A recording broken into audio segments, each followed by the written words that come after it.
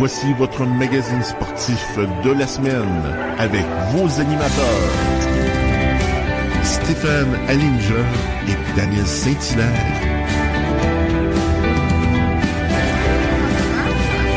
Voici l'émission Radio Infosport, une présentation de la Fondation Équipe Québec pour une équipe nationale dans chaque discipline sportive. Encouragez-les. www.feqc.org. Voici vos animateurs.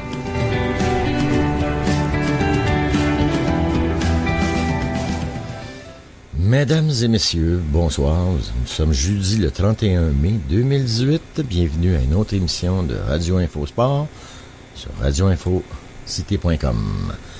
Donc, je suis accompagné de l'honorable Carl Brochu, ministre de l'Amusement du futur Québec. Ça va, Carl? Ça va très Monsieur bien. le ministre.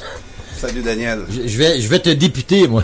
Oui, ce soir... J'ai pas dit députin, j'ai dit député. Oui, alors moi, Daniel, en introduction, hier, j'ai écouté l'émission avec François, puis j'ai Max Bradette qui nous a parlé d'un événement qu'il organise le 24 juin. Qui est Max Bradette pour nos auditeurs? Un grand entraîneur de chevaux au Québec, un analyste politique C'est pas juste un critiqueux. Non, c'est pas juste un critiqueux. Alors, on a Stéphane Allinger. Non, si j'aimerais autant. Okay. Donc, c'est ça. On a parlé à Max Bradette. François parlait à Max Bradette hier soir, puis il nous a parlé de fierté. Puis il nous a parlé d'un événement qu'il organise le 24 juin entre deux jockeys étoiles québécois qui œuvrent au niveau international, puis qui un dénommé Roy et un dénommé l'autre, je l'oublie là, mais c'est ça, c'est deux jockeys qui vont venir faire une compétition à l'hippodrome de Trois-Rivières. Ce sont des jockeys performants, des jeunes ou des plus vieux? Il y a Roy là, c'est la norme, c'est quoi? Ouais. Oui, j'aimerais ça peut-être que si François nous écoute en haut, nous nomme le deuxième okay. Aussi. Puis tu m'as intéressé avant l'émission. Max nous a déjà fait un spécial sur l'histoire des chevaux au Québec. Puis j'aimerais ça que tu m'en parles un petit peu.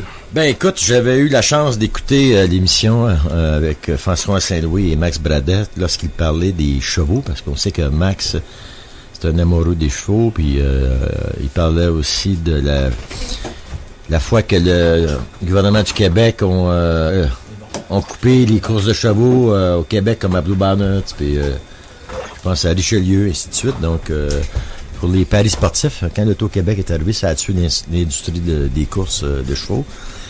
Et durant cette émission-là, il a parlé aussi du fait qu'on est reconnu mondialement, les Québécois, pour être d'excellents jockeys, d'excellents entraîneurs, puis surtout d'excellents préparateurs de chevaux. Par exemple, et ça part du début de la Nouvelle-France. Hein. Là, je vais expliquer l'histoire un peu. C'est que quand les chevaux, là, ça poussait pas dans les jardins en Nouvelle-France dans le temps, donc ils amenaient de la France.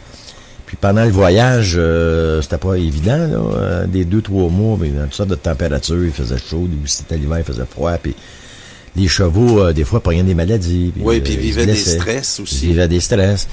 Et lorsque ces chevaux-là descendaient justement sur la rive, les gens, les seigneurs, puis ceux qui avaient fait venir les chevaux ou les militaires choisissaient les meilleurs, puis ceux qui étaient malades ou blessés, au lieu de les tuer, les abattre, ils les offraient aux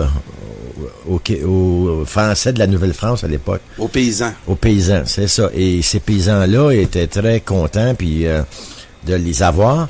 Et ces paysans-là ont développé des habiletés de vétérinaires, si on peut dire, là, des habiletés d'entraînement, de santé, justement, pour ces chevaux-là. Et souvent, par exemple, une fois par mois, il y avait des courses pour se désennuyer, puis peut-être pour gager aussi. Là. Oui. Au Québec, à Nouvelle-France, dans ce temps-là, je dis souvent Québec, mais on dit Nouvelle-France. Oui. Et les propriétaires réputés des chevaux qui gagnaient les courses, Oui. souvent, c'était les médecins, les docteurs et les curés, les prêtres. Parce qu'eux avaient les moyens pour justement sélectionner les meilleurs chevaux, mais c'était sans compter la magie et l'habileté, la dextérité des paysans québécois qui, eux, parvenaient souvent à battre les meilleurs chevaux des curés puis des médecins. Donc, de décennie en décennie, de siècle en siècle, nos Français de la Nouvelle-France, nos Canadiens à l'époque, ont développé des techniques et ça a resté. Eh oui. Culturel, c'est un apprentissage qui s'est fait de père en fils. De père en fils. Donc, on a gardé ça. Puis là, maintenant, écoute, dans les jockeys là, dans le monde, il y a des Québécois là, puis qui ont gagné des grandes courses dans le passé. Puis il y en a qui ont des records quasiment inimaginables. Je me souviens d'un ami Turcotte, par exemple, qui était dans les courses Souarnais. Quand tu avais des courses de chevaux, montées à chevaux, mais nous, c'était des courses Souarnais. C'était un genre de... On appelle ça une carriole, là, Oui, puis on nous a expliqué ça, hier, là, M. Bradette nous a expliqué, là, ouais. c'était en Nouvelle-France que c'est surtout une façon de se déplacer à la française, des courses Souarnais, là, c'est plus les Français qui coursaient de cette façon. C'est un peu à la Bénure, mais moins de cheval, moins de chevaux en avant. Oui, c'est ça, hein, le 24 juin. À Bénure, il y avait quoi, 4 chevaux en avant, au moins? Oui, dans le film, au moins, oui. Au puis, moins. C'est ça, c'est la Coupe Bénure le 24 juin que Max Bradette est en train de préparer. La Coupe Bénure. Eh oui. Non, c'est pas la Coupe Bénure. Oui, il l'appelle la Coupe Bénure, mais c'est la Coupe Bénure. C'est le nom qu'il a donné hier soir à l'émission. OK. Ça comme ça, mais ça va être aussi la Coupe Québec. Oui, parce que le prix du gagnant, il va recevoir la Coupe Québec. Donc, ça va être la première fois qu'on va donner la Coupe de Québec dans une course de chevaux, là. Donc, puis, moi, c'est sûr que le 24 juin, je vais être moi, là. je vais te faire boire d'être là. Je sais pas si Stéphane, tu vas te libérer. Tu veux donner la coupe en tant que président, là? Oui, je vais essayer d'être là avec mes enfants. Moi, je peux t'aider à la soulever. Hey, les gars, vous connaissez la formule, hein? Les deux meilleurs pilotes, là, qui, les jockeys, excusez. Les jockeys. Il y a un dénommé Roy, Stéphane, puis j'aimerais ça que tu puisses... As-tu écouté l'émission hier avec Max? Oui. Et il y a Monsieur Roy qui va se compétitionner, puis l'autre monsieur, c'est... Pas un Filion? Ouais, Filion, ouais, ça se passe. Les Filions, c'est une grande famille, ça, oui, mais non, je pense pas. Filion, il fait partie des légendes au Québec. Oui, c'est ça, les Filions. Mais je crois pas que ça soit Hervé Filion, ça se peut-tu? Oui, c'est le nom qu'ils ont. Hervé. Ça se peut, mais c'est ça, les Filions au Québec, ça semble être une famille Souarnais, là. Ah oui, qui semble avoir fait sa marque. Ben oui. Puis je pense que c'est Filion, il y a 15 000 victoires. Oui, il y a un record. Là, puis moi, ce que j'ai trouvé bien intéressant que tu m'as parlé tantôt là en Nouvelle-France, puis de savoir pourquoi pourquoi Max Bradette a ça dans les tripes aussi. J'aime qu'il nous apprenne l'histoire par rapport à ça. Pourquoi il nous a parlé de fierté hier. Puis c'est dans les fibres du Québec, ça. Quand tu dis que les chevaux, moi, mon père me disait que ceux qui labouraient dans les champs, c'était des bœufs. On prenait des bœufs, on prenait pas des chevaux, parce que j'ai l'impression que les rares paysans qui ont pu avoir des chevaux ont dû en prendre très soin. Ils utilisaient pour courir. Puis même blessés, ils ont dû apprendre à les soigner comme il faut. Ben, avec les bonnes huiles, les huiles essentielles, peut-être aussi au contact des autochtones. Oui, aussi. Eux, ils servaient justement de plantes ou de huiles essentielles pour guérir certaines maladies ou blessures. Donc c'est à travers... Savez-vous que j'ai appelé, écoute Stéphane puis Carl, j'ai 64 ans, puis l'autre jour, je suis assis avec ma mère, elle a 98 ans, ma mère. Non, 88, elle va me tuer, ça m'entend. 88 ans, elle va jusqu'à 89, là. Okay. Et on regardait des photos, puis elle montre une photo d'une vieille, tu sais. Elle dit ça, c'est en arrière-grand-mère. OK. Elle est indienne, hein? Elle est indienne? OK. Donc, je viens d'apprendre que j'ai du sang indien. Ah oui. On dit souvent que les Québécois, on a beaucoup de sang indien. Absolument. Mais moi, j'avais pas de preuves. Puis là, elle me montre la photo, dit ça, c'est Donc, Indienne, c'est ça t'es marié que... avec ton grand-père. C'est ça, à travers l'événement que Max prépare le 24 juin à Trois-Rivières. C'est l'histoire qui est rattachée à ça, qui veut garder vivante au Québec. Ouais. C'est un de ceux là, qui s'est battu pour qu'on garde des courses au Québec. Il a pas lâché. Puis, qui a pas lâché. Ouais. Puis, il fait encore la promotion des jockeys québécois qui rayonnent à travers le monde. Il nous a parlé d'un là, qui est aux États-Unis, là, qui lui aussi là est un des très bons jockeys aux États-Unis. Dans l'émission que Max avait fait avec François, il en avait parlé de Québécois, dont lui. Oui. Qui est très prisé par les milliardaires qui veulent qu'il y ait le meilleur jockey. Puis moi, les conduisent leurs chevaux pour gagner le Grand Prix de Belmont et les Grands Prix. C'est pour dire là que cette expertise-là, elle vient d'une histoire. Puis c'est bien important de le rappeler au public, ça, à toutes les fois là que Max prend la parole. Il prend tout le temps la peine de nous conter une petite histoire. Puis ça, j'apprécie ça beaucoup d'un monsieur comme ça. Puis l'autre chose, je voulais vous dire... Qui c'est qu'il devrait faire? Non, il devrait écrire un livre. Sûrement. Pour que ça reste, ça reste. En tout cas, moi, quand je vais le voir le 24 juin, là, je vais y proposer. Pas moi qui vais l'écrire, là, mais... Puis, dans juste le domaine, à parler. Ouais. Puis dans le domaine des courses que les Québécois sont très, très forts aussi, c'est dans la course à chiens, de chiens, de traîneaux de chiens l'hiver. Parce que j'ai eu l'occasion, moi, à Frampton, de connaître un dénommé Carl de Blois, qui avait ses chiens, faisait venir des races d'un peu partout dans le monde pour développer son groupe de chiens, là, puis on dit que dans les coupes du monde de traîneaux à chiens, tu peux jamais dire que tu es le meilleur au monde tant que tu n'es pas venu gagner une course au Québec. Le traîneau à chien, encore aujourd'hui, est reconnu à travers le monde. Les compétitions au Québec, les éleveurs de chiens qui s'occupent de ça. Moi, j'ai pu voir là tout ce qu'on doit faire, les sacrifices pour monter une équipe de chiens, de tir, de traîneau de chiens. Puis j'ai un grand ami à moi qui est dans la Beauce, qui s'appelle Carl de Blois, qui m'a initié à ce sport-là. Puis été comme hiver, hein, l'été, là, il attelle ses chiens après un 4 roues. Puis ces gars-là doivent avoir absolument une terre. Carl avait des terres un peu partout dans Beauce. Puis ces chiens, l'été, étaient entraînés, été comme hiver. Puis la préparation, toute la nourriture qu'ils devaient prendre soin, c'est des gars, là, des passionnés. Puis Max Bradette, là, dans le domaine des chevaux, là, wow. En parlant chapeau. de chevaux, tu m'as fait allumer une lumière, là. Quand il y a une couple d'années, mon fils avait été avec ma mère visiter un de ses neveux, un dénommé Gagnon, OK? Et lui, qu'est-ce qu'il y a de spécial, c'est qu'il y a des chevaux.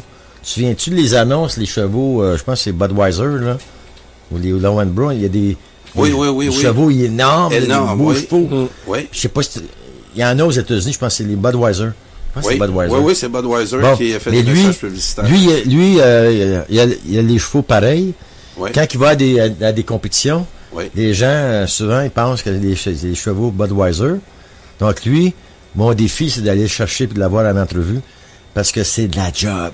Ah oui. C'est entretenir. Ils sont tellement beaux. Puis ils sont dressés, là, puis ils marchent de toute façon. Pis, ça prend un gros budget. Hein. Il y a un gros camion, je peux te le dire, là, un énorme camion pour les transporter. Puis je vais essayer de moi, les gars, moi, je viens de Québec, puis on allait voir à l'Expo de Québec ces parades-là qu'il y avait toutes les années, des gros chevaux comme ça. La cavalerie, oui, c'est ça. Et puis, il y a des compétitions 4, même, je pense que ça peut aller jusqu'à 8, puis ils doivent aller faire un tour dans l'aréna, là. Ouais. C'est de voir arriver ces monstres-là quand t'es petit gars. Moi, à l'Expo de Québec, c'est un des souvenirs puis des images qui me restent. Ça existe encore, ça, l'Expo de Québec? Oui, ça existe encore. C'est beaucoup ça, je l'avais jamais entendu. Moi, je connaissais pas ça. Ouais, ça s'est aseptisé beaucoup maintenant. C'est plus ce que c'était. Mais toi, t'en as eu 2 expos à Montréal, hein? Ah oui. L'Expo 67. Les expos de Montréal. Puis les expos de Montréal. On a eu 2. Puis, écoute, on va se faire traiter de racisme, mais tu sais, quand on parle de lignée de chevaux, là, les gènes, là, très important, les bons chevaux, là, leur semence vaut extrêmement cher, hein, parce qu'ils veulent perpétuer la race. Donc. Ça coûte des millions, hein. Si tu laisses comment dire ça, ton mâle. Oui. Les gens ils vont venir partout à travers le monde pour breeder en anglais, pour mixer, mélanger les chevaux. OK? Oui. Ben c'est ça, ça va coûter 1 million, 2 millions, 5 millions. Là. Tu laisses, mettons, 2 jours. Tu as le droit à 2 jours. Oui. Il faut que ça se fasse. Absolument. Il faut que ton cheval ait le goût de la jument. S'il n'a pas le goût, ça t'a coûté 2 millions. Ou ils vendent le sperme, la semence. OK, à cette heure, puis, il y a congèle, puis ils envoient ça. Ça doit être plus perfectionné. Avant, c'était comme ça. Ben oui. Puis ils font monter sur une jument, une poupée gonflable, si on veut, jument. Oui. Puis c'est le même qui récupère la semence. Là. Moi, j'ai un cousin à Saint-Henri-de-Lévis. C'est un obsédé, moi. Les gars, juste vous donner Starbuck. Le célèbre bœuf là, qui mesurait 7 pieds. Là, encore une fois, lui, je l'ai vu à l'Expo de Québec. Puis Starbucks là, qui ont fait le film, là, les semences ils étaient exportées partout dans le monde, puis ils déplaçaient pas Starbucks pour monter. Puis moi j'ai un cousin qui en faisait de ça, puis effectivement c'est ce qu'ils font. Hein. C'est comme un genre de cheval c'est un genre de un derrière de cheval. Un genre de derrière de cheval en bois. Moi je pensais que c'était une blague. Non, blaguais pas, moi là. Non, puis il l'arrose d'urine de jument quand c'est pour un cheval ou de vache en chaleur. Il y a du YouTube de ça. Puis là, quand le bœuf sent ça, il monte. De quoi à soir. Puis là, t'as quelqu'un avec un contenant. Un contenant. Puis, en tout cas, c'est fait. La star, c'est plus ça. Comment on va tomber un peu plus dans le scientifique, là. Comment on nomme quelqu'un qui s'occupe des chevaux? La fille à François Saint-Louis a fait ça. Elle est à l'école présentement pour s'occuper des chevaux. Comment on appelle ça, quelqu'un? Une infirmière de chevaux. Un palefrenier. OK, ouais, c'est vrai. Puis il y a une école à Québec, au Québec.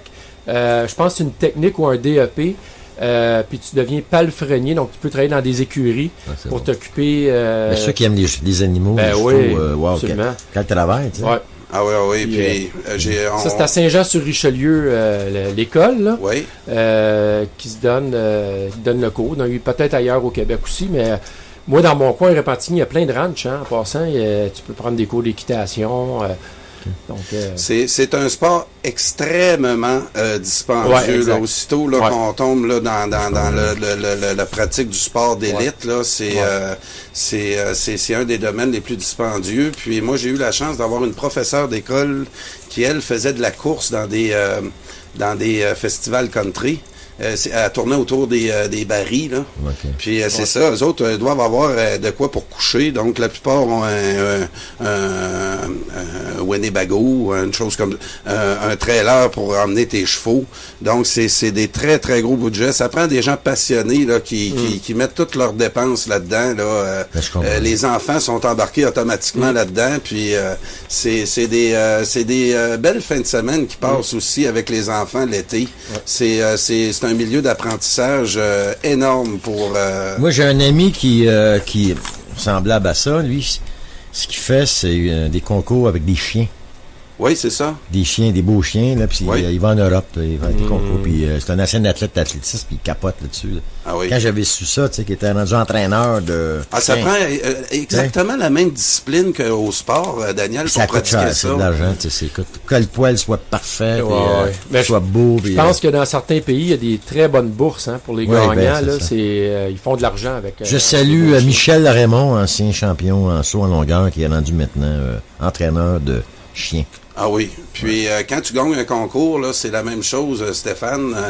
Le sperme de ton gagnant devient très, très dispendieux. Ben oui. Ben, ça peut être des femelles qui gagnent, par contre. Là, moi, là, dans le temps, les gars, je me suis beaucoup... l'ovule est important. Une race de chien que tout le monde connaît, le bouvier bernois. Quand j'ai eu un bouvier bernois, puis je m'étais renseigné. Puis là, on parle d'il y a 20 ans environ.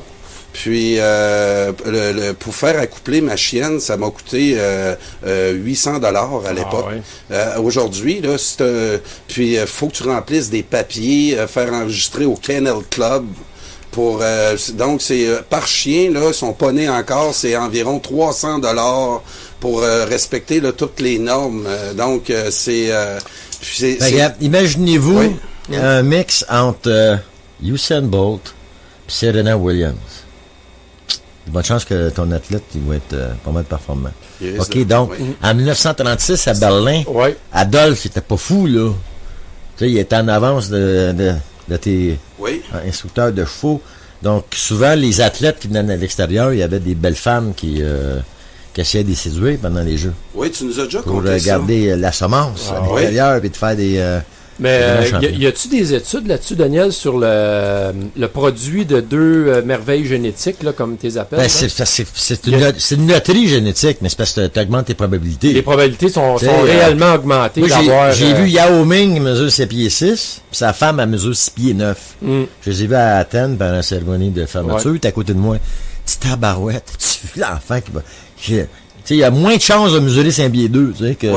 OK. Il y a plus de chances de mesurer au moins 6 pieds 8, 6 pieds 10, je sais pas, tu sais. C'est un petit peu ça, et... c'est une loterie, mais il reste que... Pourquoi tu penses, là, maintenant, je vais dire de quoi, puis je connais quelqu'un qui a perdu sa job, parce que parler de ça, là, ce que je vais parler, là. Vu que tu nous as amené sur ce sujet glissant. Pourquoi tu as perdu sa job? Attends, je vais te le dire, là. C'est trop touché? C'est Jimmy the Greek. Est-ce que vous connaissez ça, Jimmy the Greek? Non, mais... Je vais tu pitonnes, là, c'est un Google, aller, Jimmy the Greek. Si tu dis des niaiseries, moi, t'as dit. C'est pas une niaiserie. Ce gars-là, c'était un gars qui donnait les pronostics de gageux à Vegas, là. Je sais pas mettre ça, un bootlegger, là, anglais. Le pronostiqueur, en tout cas, celui qui donne... Des conseils pour ceux qui gagnent. Les odds, là. Tu sais, comme cette année, Vegas, c'était 500 contre 1. Si tu mettais 1000, tu vas aller chercher 500 000, mettons. Personne n'a gagé sur Vegas, là, tu sais. Vas-y, Bon, là, Jimmy the Greek? Bon, lui, il a perdu sa job parce que lui, il a dit quelque chose. Puis moi, j'ai beaucoup lu sur le sujet étant entraîneur. Et souvenez-vous des gladiateurs dans le temps des Grecs et des Romains, là. Hein, le Colisée de Rome. Il y avait des propriétaires d'écuries comme ici, Eye of the Tiger, là. Monsieur Stéphane, là. Lui, il a une écurie de boxeurs. Ceux qui se souviennent du film Gladiateur, il y avait un bonhomme là-dedans, un ancien guerrier, là, qui avait sa propre écurie. Puis la vedette du film, je pense, c'était Spacey, je pense, Kevin Spacey, je pense. Oh, je sais pas. Oui, Kevin Spacey, l'acteur vedette. Ça me va. Non, attends, du film Gladiateur, là, c'est... attends, moi, t'as le sorti. En tout cas, ce gars-là, ouais. Lui, il faisait partie de cette écurie-là parce que lui, il voulait se rendre jusqu'à Néron, je sais pas qui, le gars là, qui était... Il voulait gagner dans le Colisée. Il voulait tuer, parce qu'il avait tué ses enfants, sa famille, dans le film. Donc, le gars, il avait une écurie, puis le gladiateur... Russell Crowe, OK. Il était dans le film. Ben, il était dans le film. Il était dans cette écurie-là. Ouais. Bon. Et c'était comme ça avant. Et maintenant, aux États-Unis, pendant l'ère de l'esclavage et les plantations, les gars, les propriétaires de ces plantations-là, organisaient des combats. J'ai lu beaucoup de bouquins sur ça. Des combats. Oui. OK. Et c'était, mettons, je sais pas, celle à Joe Smith contre celle à Joseph Brown. Puis à telle date, là, il amenait les 8 meilleurs, puis il y avait des gars gageants, puis il y avait des propriétaires alentours qui gageaient aussi. Ah oui. C'est un petit peu comme Joe Monferrand dans le vieux Montréal. Ben, le jeune Montréal à l'époque et le jeune port, pas le vieux port, tu sais. Oui. Joe Monferrand fait ça aussi. Et imagine-toi que tu es un propriétaire d'une plantation. Tu as, mettons, 500 esclaves là, qui travaillent dans ta plantation. Puis il faut que tu gagnes de l'argent dans tes combats, là, dans tes gageux, là. Puis tu vas choisir qui comme combattant dans tes gars, mettons. Tu vas aller chercher le plus gros. Les plus gros, les plus forts, les plus agiles. Ouais. OK? Donc tu vas en avoir, mettons, une vingtaine, mettons, que tu vas entraîner. Tu as des coachs, là. Tu apprends à se battre. Coup de poing, des coups de pied, boxe, mordre, je sais pas, coup de coude. N'importe quoi, OK? Bon, après ça, tu veux que tes enfants continue à prospérer avec ton patrimoine. Donc, qu'est-ce que tu vas faire? Pour avoir d'autres générations de combattants, qu'est-ce que tu vas faire? Tu vas accoupler ton meilleur avec les meilleurs... Donc, tu vas prendre ton gars à 6 pieds 8 avec ta fille à 6 pieds 4. Ça va donner des Shaquille O'Neal de ce monde. Ça va donner des 7 pieds 2 costauds. Ça, c'est une de mes théories à moi. Pourquoi qu'il y en a plus de noirs, grands? parce qu'il y a eu beaucoup de... Puis le noir là, qui vient de gagner un combat là, pour sa plantation, là, il devait avoir des privilèges pour avoir il travaillait pas, la lui, cabane pleine. Non, lui, il travaillait pas sur la ferme. Là. Ouf. Il travaillait pas là. Lui, non. Lui le lendemain, il se reposait, il se faisait peut-être Non, mais après un combat, s'il a gagné... Il mangeait bien. Ah oui. Lui, il mangeait bien parce qu'il fallait qu'il ramassait de l'argent. Ah oui. Puis lui, il avait un bon job. En plus, toutes les belles grandes... Ben oui, c'est ça, je te dis. Il devait avoir des privilèges. C'est ça. Oui, puis pas donc, juste, tu avais avantage à ne pas perdre, parce que tu pouvais perdre la vie. Donc, puis comme Joe Montferrand qui est devenu celui qui distribuait les payes, c'est ça, lui, il devait avoir la job de tu as avancé dans ton Oui, un petit peu, oui. Puis c'est ça. Joe Montferrand, il savait lire, écrire, pieds 4, 235 livres. Et lui, les propriétaires, justement, des forêts dans le bout de Bytown. Bytown, c'est Ottawa. Dans le bout de Gatineau, Hull. Ouais. Il y avait de la forêt. Puis il y avait beaucoup de bûcherons. Puis après ça, ces bûcherons-là devenaient des draveurs. Parce qu'il fallait qu'ils amènent les pitounes, les bio. Faire descendre à Québec. Ouais. À Québec, il y a des bateaux qu'ils attendaient. Puis ils amenaient ça en Angleterre pour pouvoir construire des habitations, des châteaux, puis tout ça. Des bois reconnus partout dans le monde. Des bois, la plupart du pain noir qui est disparu complètement de la vallée du Saint-Laurent. Puis Montferrand, c'était un contremaître modèle. Il posait le respect. Puis quand les Shiners, c'était les Irlandais qui entraient dans les camps de Canadiens. Joe Montferrand avec une coupe de taupins, on les appelait les boulets. Les boulets. Ils ramassaient dans les débits de boissons, dans le faubourg Saint-Laurent, c'est-à-dire la rue Saint-Laurent-Sainte-Catherine, à ce bout-là, là qu'ils ramassaient, puis il leur offrait une paye. Écoutez, si vous me suivez, on s'en va à Bytown, on va avoir du plaisir, parce que c'est un joyeux vivant, Joe Montferrand. C'est un joyeux vivant. Tu sais, il y avait le sourire, il aimait danser, il aimait sauter dans les airs. Ouais. Donc, à chaque fois qu'il arrêtait dans un débit de boisson en allant vers Bytown, qu'est-ce qu'il faisait? Dans la taverne? Il mettait son pied au plafond. Il rentrait dans la taverne, puis il s'installait en plein milieu de la taverne, puis il sautait dans les airs, puis il était souple, puis il allait mettre son pied rempli de...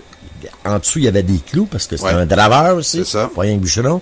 Donc, il laissait une marque sur le toit, sur le plafond, et le propriétaire de la taverne était honoré, donc il payait la traite à toutes ces... Moi, Daniel, j'ai de la misère à m'imaginer un film sur Joe Montferrand, puis l'acteur qui devra exécuter ce saut-là. Ça va prendre un gars qui a une technique... J'ai de la misère à croire comment il peut faire. C'est un gars qui fait des arts martiaux. Tout le monde me dit comment il a pu faire ça. C'est dur à comprendre. Non, c'est pas si dur que ça à comprendre, parce que sur YouTube... Il y en a-tu qui le font sur YouTube? T'en as un, là, qui a passé même dans des émissions aux États-Unis. Il s'appelle Kadour Ziani. Check ça sur Kadour, K-A-D-O-U-R, c'est un Français, d'origine, je pense, algérienne. Kadour Ziani. Lui, ce qu'il fait, là, c'est un ancien slam dunker. C'est quoi, c'est un slam dunker? C'est quelqu'un qui saute avec un ballon dans les airs, puis qui fait une chorégraphie, puis il met le ballon dans le panier, en basket. Slam dunker. T'as pas gardé tes beaux trucs. Puis Kadour Ziani, lui, ce qu'il a fait, je l'ai vu à la télé, puis tu l'as sur YouTube, il se met en dessous d'un panier de basket, il met un ballon sur le bord, tu sais, des ballons, des fois, ça reste accroché, là. Il se met en dessous, il saute, puis avec son pied, il débarque le ballon. C'est 3,05 m, c'est 10 pieds. Wow. Le plafond chez vous, il y a 8 pieds 2 à peu près. Donc, ça expliquerait le mouvement un peu qu'il faisait. Et quelle technique de combat utilisait Joe Montferrand dans le port de Montréal? C'est avec les pieds. La savate française. Ouais. Les Anglais se battaient la boxe anglaise, les poings, tandis que les Français se battaient avec les poings et les pieds. Et il y avait une vingtaine de gymnases dans le faubourg Saint-Laurent, la rue Saint-Laurent, où ce que dans le jour, on apprenait aux Canadiens pour se faire respecter, parce que les Britanniques passaient leur temps à marteler, à baver les Canadiens. Puis ils leur apprenaient à se battre avec les pieds, pas juste les poings. Et le soir, à la fermeture du gymnase, des gymnases, il y en avait une vingtaine. Oui. Qu'est-ce qu'ils faisaient? Ils faisaient de l'épée. Yes! Hey, t'es pas pire! Oui. T'as lu le même livre que moi, toi. Non, puis oui, donc les gars, ils apprenaient à se battre à l'épée, l'escrime, au cas où qu'il y aurait un soulèvement. Ils préparaient de quoi, les gars? Ils faisaient ça en cachette parce qu'ils ne permettaient pas aux Canadiens de se défendre à l'épée. Après la fermeture, des cours normales Ça va, il faisait ça ce soir. Mais moi, Daniel, là, je soulève quand même une grosse question ce soir sur Joe Montferrand. Où était Joe Montferrand en 37-38? Il était peut-être pas ici, il était peut-être dans le bout d'Ottawa. Comment peut-on être à Ottawa puis ignorer ça pendant 2 ans? Je sais pas, c'est une partie de l'histoire qu'on connaît pas. Je sais juste qu'après 38, oui. Quand il venait à Montréal, c'est lui qui nourrissait les Patriotes. Oui, absolument. Oui. Au pied du... Le reste, la 37-38, je le sais pas. On sait pas tout. Je sais juste que pendant des élections, c'est lui qui nettoyait les entrées des bureaux de votation. Parce que ces bureaux de votation-là, ils étaient bloqués par des Britanniques et des Irlandais. Ils empêchaient les Canadiens français d'aller voter. Donc, c'est lui qui recevait la commande d'aller nettoyer. Donc, il partait là avec la Grande Savoie, puis coupe de ses boulets, là, ils s'appelaient les boulets. Puis il nettoyait la place, puis les gens pouvaient voter. Sinon, c'était impossible de voter à l'époque. Ça, là, c'est une chose que tu m'as appris de Joe Montferrand aussi, donc, ça montre l'ambiance de la démocratie, là, quand on dit que des gens se sont battus pour qu'aujourd'hui, on puisse aller voter tranquillement en sifflant. C'est des choses qu'il faut se rappeler tout le temps. Puis ça date pas de Montferrand. Dans le temps de Duplessis, il y avait des fiers à bras proches des bureaux de votation. C'était qui le garde du corps de René Lévesque en bout de temps?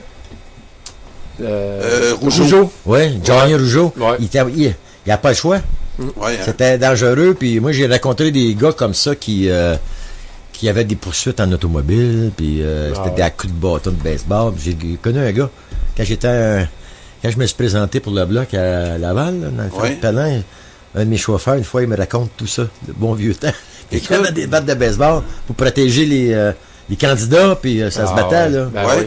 Ah oui, c'était à 30 contre 10, puis... René Lévesque, quand il a commencé en politique, je pense qu'il était avec l'équipe de Jean Lesage. Oui, au début, oui. Bon, mais dans le comté où il s'est présenté, l'opposition, c'était qui dans ce temps-là? C'était-tu Duplessis qui voulait... Oui, pas sauver, je pense. L'Union nationale, là. Oui, l'Union nationale. Parce qu'il y a eu Duplessis, après ça, il y a eu Paul Sauvé. Oui. Après ça, il y a eu, je pense... Daniel Johnson.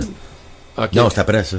En tout cas, mais dans le temps, c'est l'Union nationale contre le Parti libéral. Ah, c'était ça, ben oui. OK, bon, mais... Il y avait un peu de créditistes. Des créditistes, oui, avec Camille Sanson. Non, avant ça, Royal Cahouette. OK.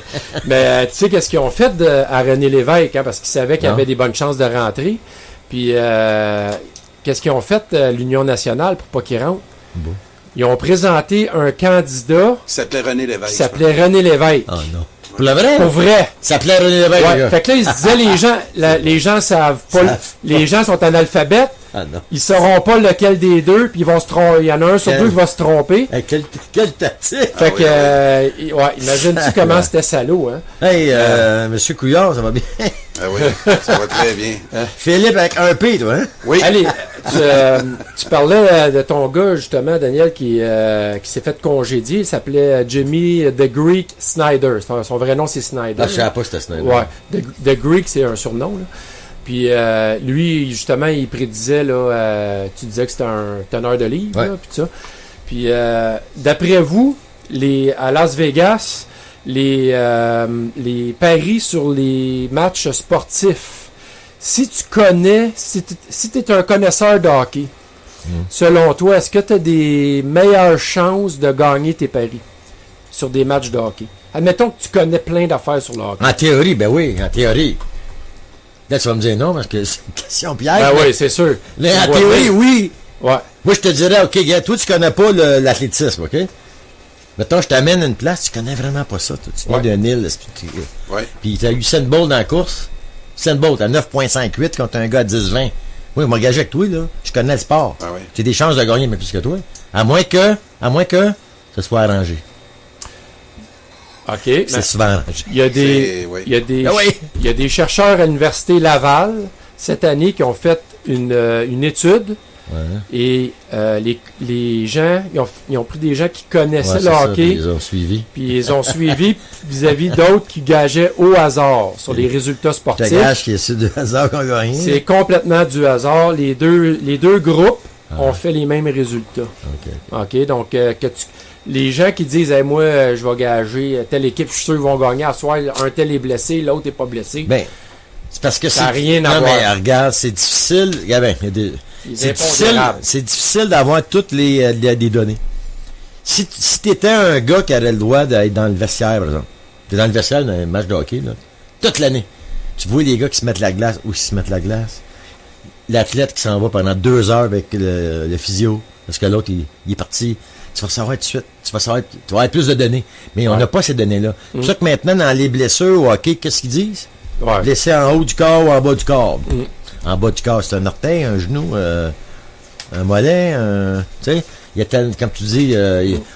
Dans le cas de Carey Price, c'était-tu son orgueil? C'était-tu... Ouais, là, c'est plus dur à mesurer. Là, mais... un claquage psychologique. Claquage psychologique. Psychologique, ça prend un bon bandage. Oui. Ben, tu sais, Daniel, quand tu regardes les reprises, quand le joueur s'est blessé, la majorité du temps, les gens, ils savent il est blessé où. Tu sais, qu'il est sorti de la glace puis il se tenait l'épaule. Ben, comme hier, ils ont beau dire en haut du corps. Kuchenov, je sais pas quoi, là. Oui, il s'est fait plaquer puis c'est un épaule disloquée. C'était, ben, je sais pas, poignet, coude ou épaule. Ouais. Il se tenait, en tout cas, c'est dur, mais ils ne diront jamais. Tu remarqueras qu'il n'a pas levé trop son bras pour m'être déjà disloqué l'épaule à 15-20 reprises. Je peux te dire que puis si tu penses de l'attaque de Wilson contre Marchessault, il y a deux parties, là. L'as-tu vu? La mise en échec? Ouais, j'ai vu un petit peu, là, mais j'ai pas d'opinion là-dessus. Là. Ben, il débarrasse la rondelle, il glisse, il arrive de côté dans l'angle mort, il colle le poignet, il a revolé 10 pieds, et tête, il bougeait plus. Après ça, il était vestiaire pour le OK, non, celle-là, je l'ai pas vu. Mais même hier, Wilson, il y a eu une pénalité pour obstruction. Il a frappé le gars 4-5 secondes après qu'il ait dégagé la rondelle. Puis donc, c'est le genre de joueur qui... Pas que Wilson a été suspendu 3 parties dans ses avant. Hein. Donc, lui, ce que j'aime pas dans Wilson, c'est le genre de gars, j'aime mieux l'avoir dans mon équipe, c'est sûr. Ouais. Hein, j'ai eu John Ferguson dans le temps, puis Chris Nyland, j'ai mieux l'avoir dans mon bord. OK? Mais, ce que j'ai remarqué, c'est que dans la règle du hockey, tu me corrigeras, Carl, si j'ai tort, quand tu plaque un joueur, mettons, qui a la rondelle, il se débarrasse de la rondelle. Le plaquage, c'est fait pour séparer le joueur du jeu ou de la rondelle, c'est ça? Oui. Pas pour blesser. Non. Ben, hier, Wilson, c'était ça, lui. C'était évident. T'as pas blessé, là. Oui. Hey, la rondelle est partie, il glisse. Il est dans l'angle mort. Il appelle ça finir sa mise en échec. Oui, mais c'est ça, là, ce concept-là peut s'étirer à l'infini. Oui, mais finir, il glisse 15-20 pieds. Non, absolument. C'est combien? C'est une seconde? Demi-seconde? Il n'y a pas de seconde. Ben oui, mais il n'y a pas de seconde. Il n'y a pas de seconde. Normalement, le joueur, il a la rondelle, tu le mets en échec. Oui, mais il glisse, puis il glisse, puis il glisse, t'arrives de côté. Non, c'est ça. Il aurait dû... Y avait-tu une punition? Même pas, je pense. Écoute, oui, ils l'ont... il a donné une pénalité après, oui. Ah ouais? Ouais, il y a eu il y a eu un conciliabule entre les arbitres. Ah ouais, c'est ça. Puis là, ils ont dit, OK, le joueur n'est pas blessé, il s'est relevé tout de suite, etc. Moi, le juge de ligne, dans ce temps-là, il peut dire, oui, je l'ai vu, il l'a frappé. Dans le bon vieux hockey, là, dans le temps, moi, j'ai 64 ans, tu faisais ça à un joueur de ton équipe, là. Après ça, le meilleur, l'autre bord. Avec, il va écouter, là. Après ça, tu vas voir le coach, on arrête-tu, là, ou on continue? On arrête, hein, OK. Sinon, ça va mal virer. Puis, Daniel, pour revenir à ton histoire, là, tu m'as pas raconté rien qui pourrait te faire perdre ta job en ce moment, là. Non, mais c'est parce que Jamie DeGreek, lui... C'est quoi qu'il a dit de si grave, je sais pas si tu l'as, si tu googles. Perte de travail. Ben, c'est j'aimerais ça que tu finisses cette histoire. Lui, il a dit que les Noirs étaient supérieurs dans le sport comme football, baseball, ou basket, parce que dans le temps de l'esclavage, il y avait eu du mixage, là. Le Doc Mayou, il a dit la même chose. Oui, je sais, mais lui, il a pas dit sa job parce que moi, je travaille pas à 98.5, là. C'est ça. Je me ferais pas congédier à soir, là, mais. Non. Un journaliste sportif qui dit ça, il y a des bonnes chances qu'il va perdre sa job à minuit et quart. T'sais. Le seul tournoi de hockey que j'ai fait aux États-Unis, il y a 3 ans, écoute, j'avais des petits gars de 12 ans, 11 et 12 ans. Puis l'autre bord, l'équipe du Maine, là, à 12 ans, il y avait, puis c'était 3 Noirs qui mesuraient 6 pieds. Il y avait ma paire d'épaules. Donc, puis, ce que tu m'as parlé il y a une couple de mois de ça, là, que ça vient aussi d'un jeu génétique. C'est parce qu'il y a du monde, à un moment donné, qui se sont attardés à ça. Puis ça a donné ce produit-là. C'est à une époque donnée. Aujourd'hui, on ferait ça, puis ça passerait pas, mais c'est ça qu'il faut comprendre aussi. Pas juste ça, dans l'histoire récente. Sans passer pour un nazi. Puis qui tu penses qui a travaillé le plus fort physiquement depuis 200 ans, mettons, ou c'est-tu les blancs ou les noirs? Il y a eu des noirs qui ont travaillé même plus fort que nous autres parce qu'ils étaient esclaves. Oui. Donc c'est ça, puis Il y a eu d'autres époques, c'était les Blancs. Ça fait longtemps, là, mais je parle récent, là, tu sais. Les Québécois, la force des Québécois aussi vient de père en fils, qu'on a travaillé, on a bûché toutes les terres du Saint-Laurent. Ouais. C'est la ferme, le travail de la ferme. Mécanisation c'est qui de la ferme, le plus gros, des années 1950. Le plus gros Québécois que vous connaissez dans l'histoire du Québec, le plus grand puis le plus gros. Je sais c'est qui. Le plus grand puis le plus gros. Ouais. Dans l'histoire. Modeste Maillot. Ouais, à part de Joe Ferrand. Comment il mesurait? Modeste Maillot, 7 pieds. 7 pieds 4, comment est-ce qu'il pesait? 600 livres. 613, exactement. 613 Donc, livres. écoute, on a eu des gars bâtis, nous autres, pas pour dire des monstres, là, mais des gars bâtis, là. Des armoires à glace, tu sais. Puis, l'an passé, je fais un tournoi de 3A d'été, puis j'ai eu 2 gars. C'est des Afro-Québécois, là. Le petit Emmanuelson, puis un petit Warren, des 2004, de l'âge à mon gars. Cette année, là, ils ont fait le camp d'entraînement du Midget 3A. Les gars sont encore retenus. Ces gars-là mesurent 6 pieds 2. Il y en a un des deux, 6 pieds 2, 238 livres à 14 ans. Puis ils ont dit, si tu veux jouer dans le Midget 3A à 14 ans, il va falloir que tu exactement, toi, tu es un vrai entraîneur. Ils ont dit, Emmanuel, ils ont dit, tu dois arriver au camp d'entraînement à 220 livres. Maximum. Sinon, on prend... Non, mais c'est trop dangereux pour les petits joueurs.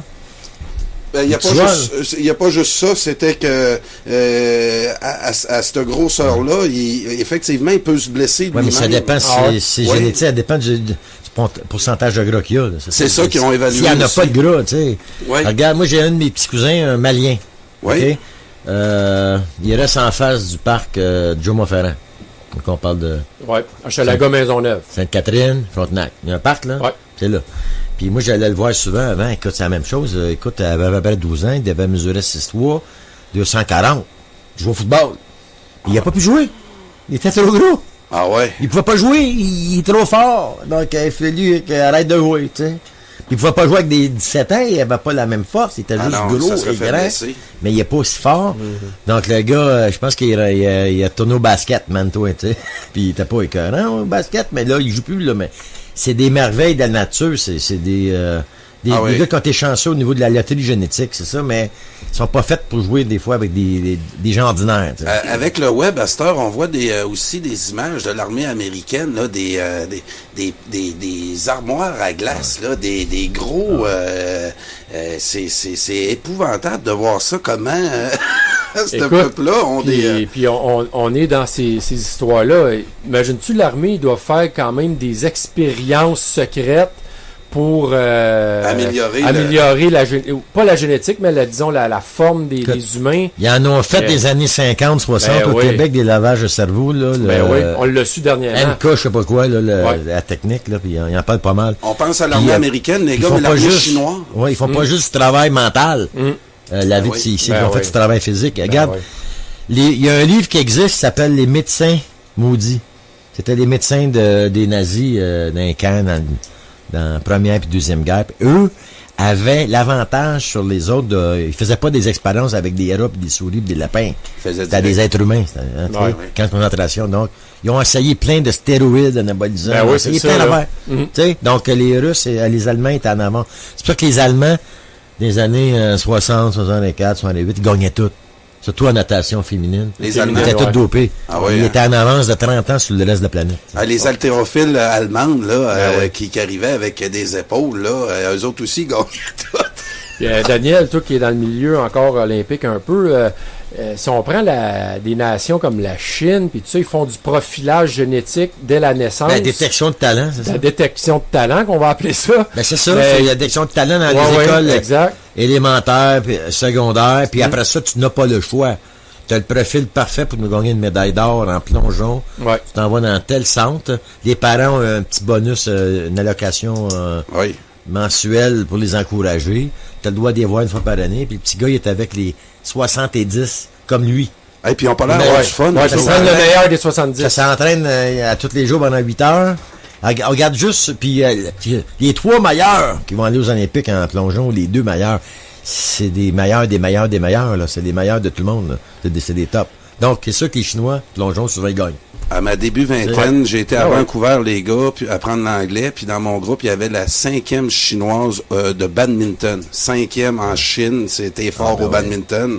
Puis une discipline c'est des gens là, ils ont pas l'air d'avoir tant de plaisir que ça, hein, quand ils font leur plongeon. Puis tout, c'est vraiment des robots. Ils sont drillés. Les Russes aussi ont connu une période comme ça, Daniel, hein.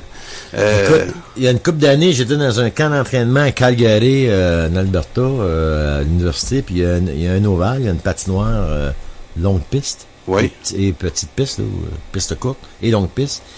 Et les Chinois et les Japonais venaient l'été.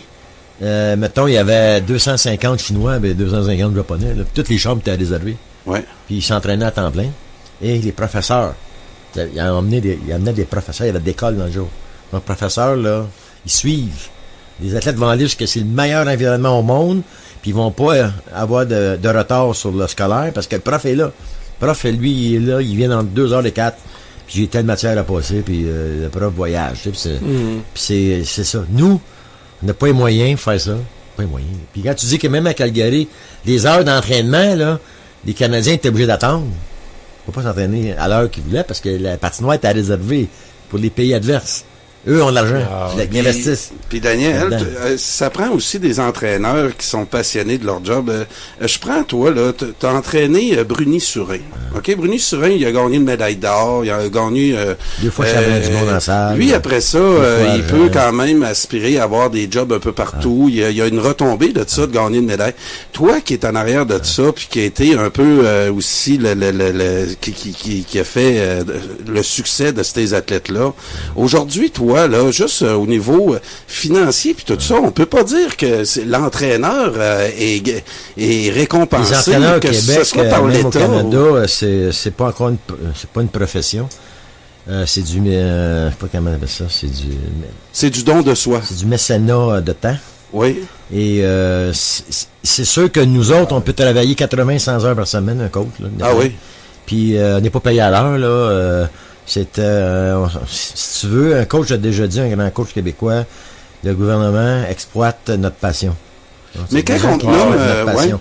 Et c'est sûr que moi j'ai un athlète que j'ai entraîné, il coach maintenant à Kentucky, il entraîne un chef, il gagne 350 000 US par année. Oui. Puis nous autres, un coach qui fournit, mettons, qui produit un athlète dans les 30 meilleurs au monde. Là, ouais. Le gouvernement lui donne par année 20 000. OK. Donc toi, là, quand après ça, tu es obligé d'avoir 3-4 chapeaux, puis si tu veux vendre des bouteilles vides, puis à l'époque, tu avais un athlète comme Bruni Surin qui se classait dans les 30 premiers. Là, dans ce temps-là, ça te donnait 20 000. Ouais. Si tu en as 2, ça te donne-tu 40 000? Non, j'en ai déjà eu 3, puis ça donnait 20 000. Ça donne 20 000. C'est ça qui est terrible. Non, mais ça n'a jamais été indexé, ça, depuis 15-20 ans. Là. Okay. Quand je vois les docteurs, les infirmières, je sais pas qui que ça chiale parce qu'ils n'ont pas assez de vacances, hey, on n'a même rien. On n'a aucun avantage social, nous autres. Pas d'affaire de vacances, pas de pension. Là. Non, mais il faut pas chialer contre eux autres. C'est à vous autres à réclamer ça. Là. Mais je le sais. C'est parce que j'ai déjà fondé une association d'entraîneurs d'élite au Québec. Puis la seule manière qu'on peut faire de quoi, ça serait quoi? Ça serait quoi? Faire la grève. Ben oui, exactement. On arrête de coacher. Ben oui. Là, ça va chialer les parents, mais non, mais c'est impossible à faire. Votre cœur est pas capable. Non, mais c'est pas juste ça, c'est parce que tu peux pas. Mettons, t'es 4600 coachs. Il faut que les 4600 coachs embarquent, puis il y en a un qui va tricher, il y en a un autre. Puis après ça, l'autre coach, c'est ma chance de le battre. Parce que lui, ses athlètes s'entraîneront pas. Donc, c'est quasiment impossible. Ouais. Donc, il faut que ailleurs, pourquoi que le Québec est différent des autres pays? En France, il y a peut-être 220 entraîneurs à temps plein d'athlétisme. Dans l'Allemagne, il y en a peut-être 350. Pourquoi que les États-Unis... Au Québec, il y en a combien? On est 2-3, tu sais. 2-3, puis c'est pas... c'est du temps plein bas, là, pas cher. À 20 000. Mais c'est ça, les autres sont tous... ils vont coacher après la job, après le travail. Attends, Carl, il n'y a même pas 20 000 s'il n'y a pas un athlète qui est bien meilleur. En ce moment, t'en as pas, là. Non, j'en ai pas. Ben là, tu vas chercher un peu d'argent de la ville, si t'es chanceux. Un peu d'argent de la Fédé, cette année, je n'ai pas eu. Mettons, le club, c'est cotisation des athlètes. Ben oui. Ton petit gars, là, moi, mes meilleurs athlètes, ils viennent de où, tu penses? Ils viennent de Montréal. Ils viennent de quelle région à Montréal? Surtout, de ce que tu me disais, là, toi, là, tu frappes fort dans le nord de Montréal. Saint-Michel? Ouais. Oui, en nord. Oui, parce que... Il y en a, là, qui viennent, des fois, ils n'ont pas d'argent à prendre la bosse. Toi, t'es wise. Tu vas vraiment... oui, je suis wise, mais ça, faut que j'investis. Oui. J'investis parce que pendant... si tu commences à prendre le temps à produire un athlète au niveau international, ça va la science, là. Tu nous as conté l'histoire de Bruni Surin de secondaire 1 à 5. Oui, non, mais... Le Surin, c'est une exception. Okay? C'est un gars qui a été doué génétiquement. Il a gagné à la loterie, lui. Oui, mais tu l'as tenté pendant 5 ans. Oui, je sais, mais un athlète normal, c'est 8-12 ans. Donc, le gars ou la fille que tu arrives à 14, là, c'est vers 22 qu'elle va atteindre le niveau international. Tu as 8 ans d'investissement à faire. OK? Ton 20 000. Puis là, il faut que tu t'assures qu'elle mange bien. Oui. Ou il mange bien. Donc, si elle n'a pas d'argent à manger, qui paye? C'est le coach. Ouais. Si elle n'a pas d'argent à venir à la compétition, s'acheter des souliers, qui paye? Coach. C'est ça. Donc, c'est sûr que si j'avais 500 000 par année, quand les jeunes allaient bien plus des Bruni Surin. Puis, mais on est obligé, on en perd plusieurs dans la longue route vers les jeunes. 250 entraîneurs en France pour environ 70 000 habitants. 70 millions d'habitants. Ouais. Donc, au Québec, avec 8 millions, on aurait peut-être une quarantaine. Ouais. Ils gagnent combien en France, ces 250 en moyenne? 100 000 par année, mettons, un Canadien. Tu n'as pas bien en bas de 100 000, là. Non, mais c'est une job normale, c'est 100 000. Bon. Quand tu es rendu un entraîneur international, c'est du 100, 200. Puis c'est ça aussi, Daniel. Au Québec, un entraîneur, souvent, c'est du 20 à 30 000 par année, mettons 20 à 30 000. Moi, Daniel, là, je l'ai vu aussi dans le monde du golf. Au Québec, malgré le nombre de terrains de golf qu'on a, on me dit qu'on ne produit pas de bons joueurs de golf parce qu'il n'y a pas d'entraîneur. En athlétisme, là, tu viens de me présenter une réalité qui... Mais en golf, c'est scandaleux. C'est scandaleux. On préfère payer des pipelines, 4,5 milliards. On pourrait s'en payer des entraîneurs? Sacré, non, mais tu sais, quand on pense... Daniel dit on n'a pas d'argent. On a de l'argent. Mais non, c'est sûr. Parce que c'est corrompu à l'os, ici. Regarde, en golf, là, en golf et en tennis, c'est un peu différent parce que c'est une business. C'est une business, là. Oui. C'est-à-dire que tu peux tu peux enseigner à des cours. Oui. Des cours de tennis, des cours de golf. Oui. Okay? Et donc, patinage artistique aussi, pas mal, c'est une business. Ah oui, moi, j'en connais. Non, mais ça coûte cher. Oui. OK? En tennis aussi, Bruni Surin, il y avait ces deux filles faisaient du tennis, et ça lui coûtait, à la fin, à peu près 60 000 par année. Bruni, il avait un moyen un peu, puis il y avait de la misère à payer. Il dit, ça n'a pas de bon sens, mais les filles... Puis finalement, il y en a une qui s'est blessée, elle était vers l'athlétisme, puis il y a une des meilleures au Canada. Puis l'autre, elle a lâché. Les États-Unis ont payé 4 ans universitaire. Elle est revenue à travail, je pense, avec Fabienne Larouche, là, à TV, là, tu sais. Mm-hmm. Donc, c'est ça, je te dis, c'est que une des solutions pour nos athlètes, surtout, on les encourage à étudier. Après ça, passer les SAT tests, les tests SAT. Puis après ça, on les amène aux États-Unis, comme à New York, au championnat américain, en salle, ou à l'extérieur, en Caroline du Nord. Et là, il y a des recruteurs. Puis là, s'ils se font voir, puis s'ils performent, pendant 4 ans, vas-y. Hein, entre 17, 21 ou 18, 22. Va-t'en aux États-Unis. Ouais. Parce que pendant 4 ans, ils sont logés, nourris, massés, promenés, habillés, tout, là. Souvent, c'est des faux scholarships, nos athlètes. Ouais. Donc, c'est la solution, des fois, à court terme, surtout pour des athlètes qui sont pauvres, tu sais. Oui. Daniel, est-ce qu'il y a juste le Québec, puis j'imagine le Canada aussi, qui envoient leurs athlètes aux États-Unis, où tout le monde essaie d'aller dans les universités américaines? Même Nous, on est privilégiés parce qu'à cause des distances. On est à côté. On peut aller faire des compétitions dans les États-Unis, puis sur Internet, puis des fois, il y a des vidéos, puis des fois, les coachs sont là. Mais il y en a ailleurs. Il y a des Suédois, il y a des Français, il y a des Jamaïcains, beaucoup des Antilles. Moi, dans le monde du hockey, là, New York, puis ces coins-là, là, les universités, puis les collèges, c'est rempli. Les Québécois, certains, parce qu'on est proches, c'est facile d'aller aussi dans les camps d'entraînement ou les qualifications qui organisent. Là. Moi, de ce temps-ci, il y a beaucoup de papas bantam là, qui vont faire des camps d'entraînement une fin de semaine dans le Maine. Donc, c'est sûr que les Québécois ont un petit avantage géographique, mais dans ces collèges-là, tu as des Suédois, des Russes, il y a beaucoup de Russes qui vont. En tennis, qu'est-ce que Tennis Canada a fait? Ils ont créé un centre national d'entraînement, Parc Jory. Hein, les petites filles, le matin, il y a un chauffeur qui va les porter à l'école, puis ils vont les chercher, parce qu'il ne faut pas qu'ils se fatiguent. Ils ont tout mis, puis il y a eu des bons résultats. Mm-hmm. Hein, il y a eu des bons joueurs. Ouais. Roundnitch, le grand, il vient de là, puis il y a une couple, là, des bons joueurs qui viennent de là. Je sais que Bouchard était plus. En Floride, elle. Les parents avaient de l'argent, puis elle avait Bolly Terry quand elle avait 8 ans, là. Ouais. Elle a connu Sharapova, puis Chaparra, c'était son idole, ta grande, puis là, peut-être tout petite. C'est ça. Et à Montréal, en athlétisme, on a eu un centre dans les années 84-88. De là est sorti, j'étais entraîneur-chef, Denis Surin, Alain Métellus, puis une pléiade d'athlètes. Après ça, politiquement, ils sont partis. Quand ils sont partis, ça a tombé. Après ça, ils sont revenus. C'est encore l'entraîneur-chef. On a eu d'autres générations. On a eu les Maclozonaris, les Palmer, les Hyacinthe. Après ça, mais ils sont repartis avant 2011 parce que l'argent qu'ils investissaient au Québec, ils l'ont tout envoyé à Toronto parce qu'ils voulaient que les Torontois ou l'Ontario fournissent des athlètes aux Olympiques. Il y avait un centre là-bas, puis il y en avait un centre, mais ils ont coupé ici. Puis ici, comme d'habitude, s'ils prennent de l'argent au Québec, personne chiale. C'était le seul qui chialait tout le temps. Donc, l'argent est parti. Là, maintenant, je vous annonce une primeur. Un scoop. Ce soir, radio-info.ca. Merci. La Fédération québécoise d'athlétisme va repartir le concept des centres d'entraînement. Maintenant, ça va s'appeler un centre provincial d'entraînement. OK? Ouf. OK? Ouais, provincial. Donc, ça peut être à Montréal. Non, mais attends. À Montréal, il y a 3 places. C'est Montréal, Sherbrooke, Québec. Ouais. Il y a 3 places. Le problème avec Sherbrooke puis Québec, c'est qu'ils n'ont pas le même bassin génétique que Montréal. Nous, à cause de la population et de l'immigration, on a du monde de partout, c'est la planète du talent qui arrive de partout. Il faut juste avoir le temps de s'en occuper, puis plusieurs entraîneurs s'en occuper, parce qu'un entraîneur, 2 ne peut pas. C'est surtout que... ça serait un beau... Savez-vous combien il y a de pistes d'athlétisme à Montréal? Pour l'hiver, on peut s'entraîner? Une. Il y en a une, c'est Robillard, puis il y en a une privée, McGill. Les patinoires, il y en a une centaine. Des terrains de soccer synthétiques, il y en a une centaine. Les terrains de tennis, il y en a plein. Pistes d'athlétisme, il y en a une.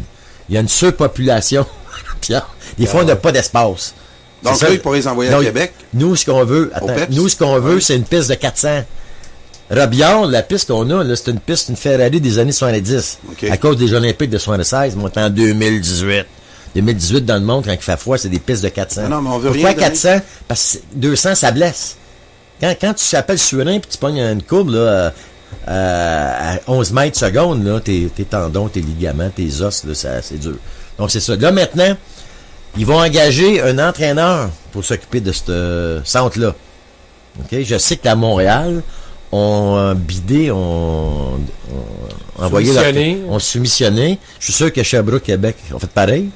OK? Et ça va être quoi le titre de cet entraîneur-là? Vas-y. Entraîneur national? Entraîneur des équipes provinciales. Du Québec. Ah oui? Ça, c'est bon. Oui. C'est un bon point d'avant. Là, maintenant, comme dans le temps, des années 80, c'est qu'il faut que ça soit un investissement, un programme partagé. On est encore au Canada, ce que je sache, on paye des impôts puis des taxes à Ottawa. Oui. Donc, il faut que le fédéral y fournisse. Donc là, tu vas avoir le MELS, le ministère de l'Éducation qui va en mettre. Oui. Tu vas avoir la Fédé, tu vas avoir le Canada, et peut-être la Ville aussi. La Ville investit des millions sur les pistes synthétiques, l'amélioration du complexe, qui investissent des 3, 4, 5 millions par 4-5 ans, la Ville de Montréal. Et là, on va avoir quoi ce qu'on a l'année prochaine, en 2019, à Montréal? Les Jeux de quelque chose. Les championnats canadiens d'athlétisme, OK? OK. Ça vient à Montréal. Puis en 2020, ça va être où? À Montréal. Puis qu'est-ce qu'il y a en 2020 à Robillard? La sélection olympique. Okay. Donc, tu vas avoir tous les André de Grasse, puis les Kimberly qui va revenir, là. Oui. Parce qu'elle est en Ontario. Ouais. Et tu vas avoir les Derek Drouin, qui est champion du monde et olympique. Ouais. Hein, il a gagné les Olympiques. S'il revient, il n'a pas dit qu'il allait revenir, là. Drouin? Oui. Non, il va revenir. J'ai posé la question si... Ah oui. Ben oui. Quand on l'a rencontré à la soirée... Ben oui, mais c'est parce que... J'ai dit, est-ce que tu as l'intention il s'entraîne d'aller aux prochains Olympiques? Puis il me dit, je ne sais pas encore. Non, c'est parce que... Il voulait pas me le dire. Non, mais c'est parce que mon fils a été s'entraîner une semaine au centre de Toronto il y a 1 mois et demi avec Derek Drouin et avec Kimberly. Parce qu'il y a quelques phases en entraînement qu'il peut faire avec eux autres. Et puis, ils s'entraînent très fort. Puis, ils ont même été en Australie s'entraîner. Puis, tu sais, ils s'entraînent fort. Il veut. Ouais, on va dire qu'il veut pas. Mais là, cette année, il n'y a pas de Jeux olympiques. Puis, il n'y a pas de championnat du monde. Ouais. Donc, c'est le temps de guérir, puis t'entraîner fort, puis revenir pour le 2019, championnat du monde, puis 2020, La vraie partie. En tout cas, Daniel, si tu as besoin de références pour la job, je suis prêt à te signer une lettre. Disons que je vais appliquer, donc... Mais hey, les gars, ça rejoint ce que Max Bradette disait hier soir. On attaque notre fierté. La fierté est éteinte. Puis ceux qui essayent de la rallumer doivent travailler très fort, puis être très passionnés en ce moment. Puis il n'y a rien de rentable là-dedans. Il n'y a pas de Tanguay ou de Bronfman ou de Jeff Molson qui va vouloir nous encourager là-dedans. Il n'y a pas de mass média qui pourrait embarquer. C'est vraiment du travail de militants. Sais-tu combien que Valérie Plante Valérie Plante, la Ville de Montréal va recevoir dans les 3 prochaines années du Canada, je parle du Québec, là, je ne sais pas de qui. Ouais. Elle va recevoir 23 millions pour l'intégration des immigrants à Montréal, parce qu'il y en a des immigrants qui arrivent par le Roxland Road, là, puis plein, là. Oui. Donc, ils veulent aider à faciliter la francisation. Oui, par le sport. L'intégration. Ouais. Non. Ils ont 23 millions pour la francisation et l'intégration. Puis là, moi, j'ai tout de suite écrit, quand j'ai vu ça, à Adrien Parizeau, qui est un gars que j'ai déjà coaché quand il avait 5, 6, 7 ans. Il était élu à Montréal. Il a été élu à Montréal, l'équipe Coder, mais Valérie Plante a été le chercher, parce que c'est lui, dans les élus, qui connaît le plus le sport. Bon. Donc, on a un bon gars. Là, sais-tu ce que l'équipe Coder a fait? Il a mis devoir. Il a mis devoir de la gang l'équipe Coder. Ah oui? Oui, parce qu'il collabore avec Valérie. Oui, parce qu'il a accepté d'aider en pouvoir. Mais moi, tout de suite, j'ai écrit une lettre tout de suite à Adrien, je dis, écoute, quand un immigrant arrive à Montréal, qui c'est qu'il veut? Je le dis encore, il veut nourrir sa famille. Il veut un emploi. Ouais. Il veut nourrir sa famille. Il veut que ses jeunes aient une bonne éducation, pas chère. Puis il veut que ses jeunes s'intègrent. Oui. Hein, puis qu'ils apprennent, qu'ils s'intègrent aussi. S'il parle français, ça va l'aider. Ouais. Puis le sport, on dit tout le temps, c'est très rassembleur. Ouais. Puis s'il joue, mettons, au soccer, il est à l'aile gauche, ou côté gauche, et il est libre. Fais-toi-en pas qu'il va apprendre vite comment dire « Hey, je suis libre » à son coéquipier. Donne-moi le ballon. Oui. Puis après ça, il va aller où? Peut-être, il va peut-être aller au dépanneur, au McDonald's, au Burger King, ou chez... à la belle province, ou la patate rouge, et ça va continuer. Il va prendre l'autobus, le métro avec ses amis, puis ils vont parler français, puis ils vont dire, tu vu la fille là-bas, c'est cute. Il va dire en français, avec cute. Hey, les gars, je veux pas radoter, mais Max, hier, il nous parlait aussi qu'il avait défendu le fait que ça parlait anglais chez les Saguenayens de Chicoutimi, puis que c'est un gars qui s'était battu là-dessus. C'est la même affaire que tu viens de dire. Quand pourquoi qu'on se plierait parce qu'il y a 3 joueurs qui arrivent dans les Saguenayens de Chicoutimi, un Russe, un Suédois, puis 2 qui viennent des Maritimes qui comprennent pas le français. Puis ils vont me faire croire que ces joueurs-là comprendraient pas les messages des coachs, des entraîneurs, hein, qui moi là, hier Max Bradette nous comparait, puis Max Bradette nous comparait à des Elvis Gratton. On est vraiment rendu des Elvis Gratton. On est vraiment rendu des Elvis Gratton, puis il faut retrouver une fierté dans... Un que j'aimais dans le temps qu'il y avait son émission, Gilles Proulx. Quand il se fâchait dans le temps, là, il se dit que les Québécois, il est maltraitant. Montez votre fierté, puis défendez votre peuple, puis là, je sais pas, mais tu sais... Ça, j'avais essayé de l'avoir en entrevue, ce monsieur-là. C'est un professeur à l'Université du Québec à Chicoutimi. Oui. Puis la LHJMQ l'avait approché pour donner des cours de langue aux joueurs étrangers qui viennent jouer au Québec. Des cours volontaires, là? Puis imagines-tu, lui, il dit oui, ça m'intéresse, c'est une belle expérience, puis tout ça. À un moment donné, il se rend compte que c'est pas des cours de français qu'il voulait qu'il donne, c'est des cours d'anglais. Il dit pas d'affaires.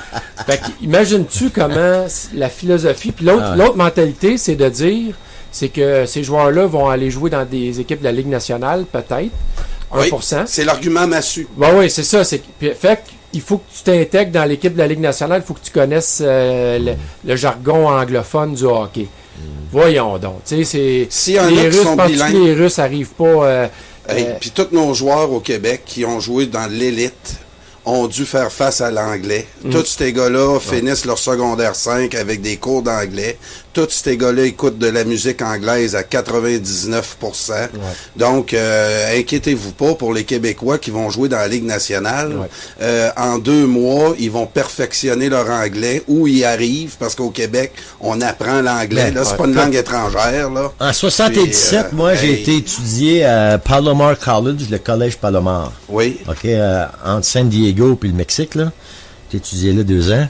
Puis je te jure que je parlais pas anglais, là. J'avais comme 18 ans. Je parlais pas anglais. Ah oui, puis t'as pas anglais, tu sais? T'as parlais pas anglais. Ça t'a pris combien de temps? Attends. Ouais. Là, à l'aéroport d'Aval, je me souviens, j'ai mon billet d'avion, je m'en vais, puis dis, Colin, il va pas falloir que j'apprenne l'anglais.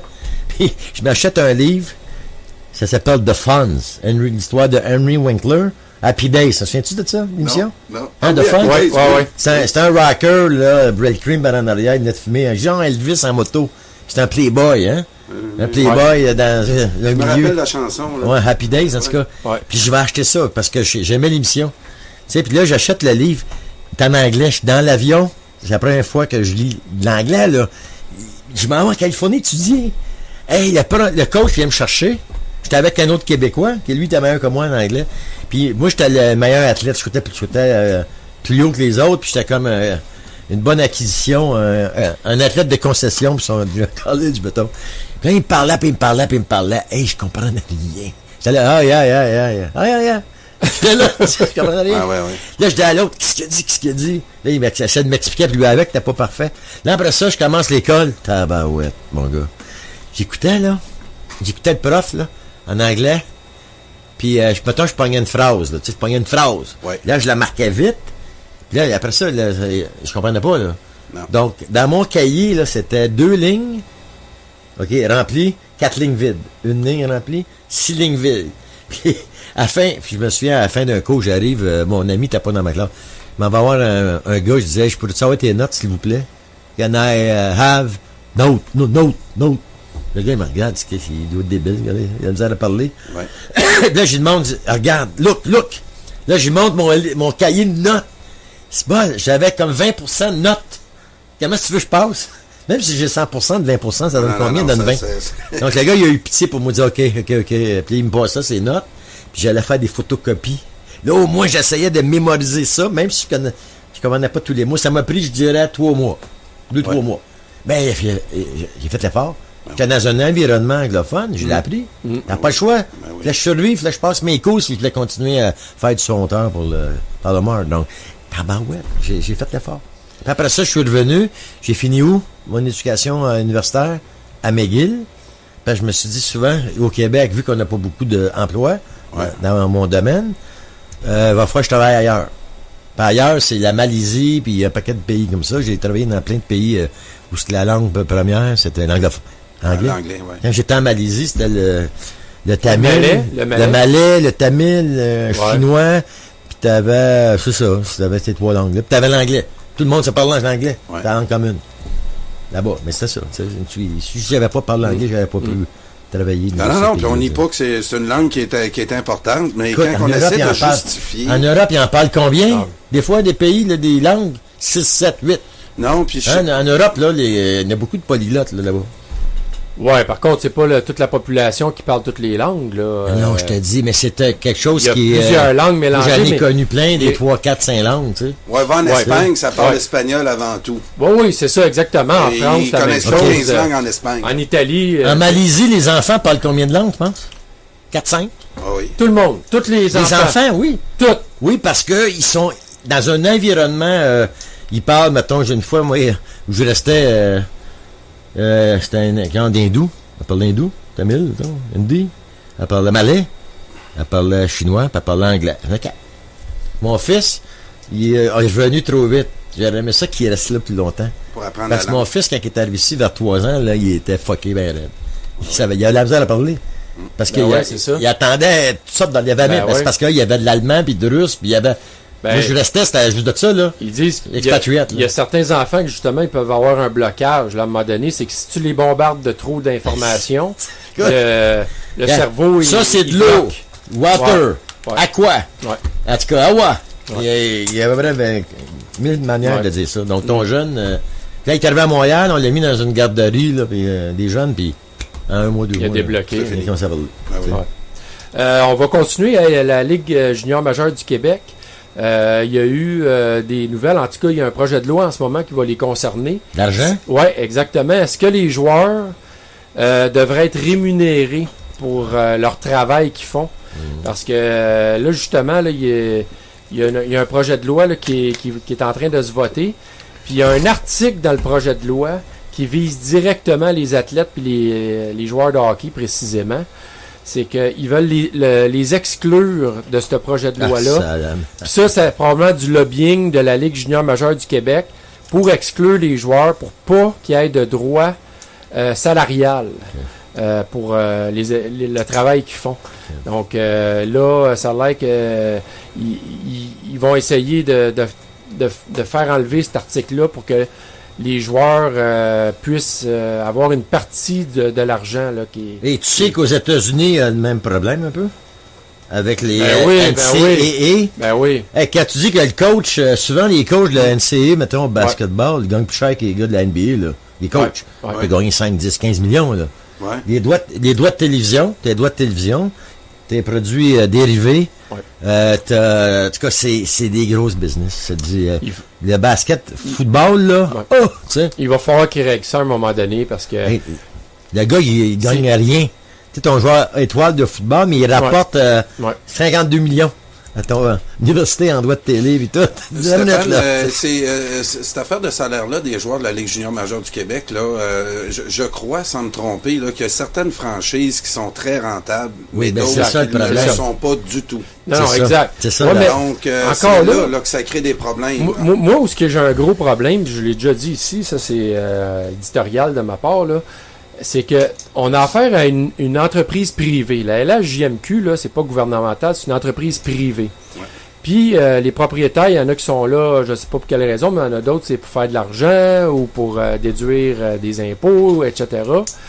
Il y en a d'autres, ça a l'air que c'est un jouet pour eux. Ils sont propriétaires de concessionnaires auto, puis l'équipe de hockey, c'est leur jouet. C'est le petit... c'est pas tout des tangués, ça veut dire. Ouais. Puis même pour lui, peut-être les remparts, c'est comme c'est peut-être un à côté. Okay. Donc, est-ce que le sport, pour moi, ça devrait être dans les cégeps? Ces joueurs-là de la LHJMQ, ils ont l'âge du cégep. Ah, c'est sûr. Ils devraient avoir une ligue scolaire très bien organisée. Comme aux États-Unis, avec des entraîneurs. Oui, c'est ça. Puis les joueurs. Oui, exactement. Au moins, ils pourraient étudier parce qu'ils ont de la difficulté à étudier les joueurs de hockey. Écoute, on a reçu, les gars, là. Hey, on l'a reçu, David La Liberté, là. Qu'est-ce qu'il disait? Il passait des 12 heures dans un autobus, 22 joueurs couchés dans le lit en arrière. Il arrivait à 3-4 heures du matin dans sa ville, puis il y avait un cours à 8 heures du matin. Ou un examen. Hey, écoute bien, là. C'est pas une vie pour un étudiant. Écoute, Stéphane, là, on ferait du hockey vraiment un élément de fierté. Parce que si on mettait ça dans les cégeps, c'est-à-dire, puis on traiterait ça, mettons, comme le midget 3A, où il n'y a pas de repêchage, et chaque gars de leur région sont inscrits dans leur cégep. Puis quand tu as fini l'équipe, ceux qui peuvent aller au balotage. Si dans ta région, le calibre est trop fort, t'as pas pu te tailler une place, il y a toujours un autre cégep qui pourrait aller te chercher puis t'emmener avec eux autres. Ouais. Donc, c'est sûr que là, on remet le pouvoir entre d'autres personnes et là, si en pensant comme ça, là, on révolutionnerait puis c'est pas la veille que ça pourrait se... Non, je sais, c'est trop une grosse business. Là, oui, puis c'est un groupe fermé aussi, la Ligue junior majeure du Québec, là, ne devient pas franchisé. C'est un peu comme le même principe que la Ligue nationale, là. Donc, c'est un monde fermé. Puis, l'argent qu'ils font avec ça, effectivement, c'est les vedettes de ce circuit-là, c'est les joueurs, c'est les entraîneurs qui sont sous-payés. Ces petits gars-là travaillent à temps plein, c'est 7 jours sur 7. Pour, je pense, c'est une affaire de 50$ ou 100$ par semaine, avec leur allocation de toutes sortes, là, pour qu'ils se payent de la bouffe et tout. Puis, effectivement, là, il y a un débat à y avoir là. Les livres sont fermés. Comme tu dis, ça appartient à des privés. On ne sait jamais le fond de l'histoire. Écoute, moi, quand je vois le repêchage de la Ligue junior majeure du Québec, parce que ça passe à la TV, là, ça, puis que le joueur se fait repêcher, OK? Le premier choix au repêchage va jouer à Val-d'Or. Ouais. Là, tu as le joueur en veston-cravate, que ça, c'est un autre débat, mais bon. Ouais. Il est dans les estrades, il se fait repêcher. Là, il y a la popoune avec le gros décolleté qui vient le chercher. Puis là, elle l'escorte jusqu'à l'estrade. Puis là, il y a la grosse cérémonie, là, parce que, bon, il est repêché, puis tout ça. Ouais.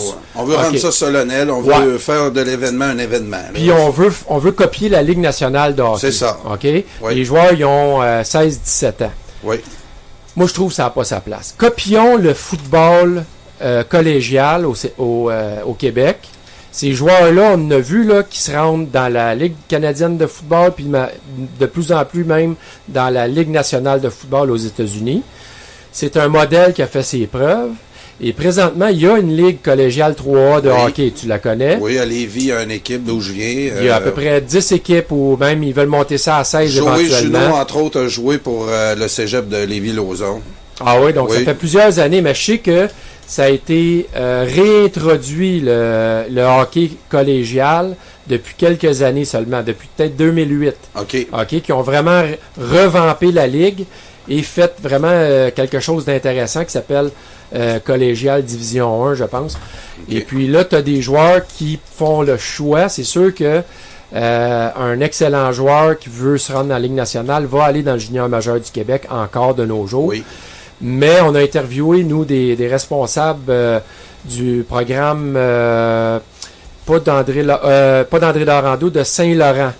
Ils ont les Patriotes de Saint-Laurent qui ont une équipe et du Cégep de Saint-Laurent.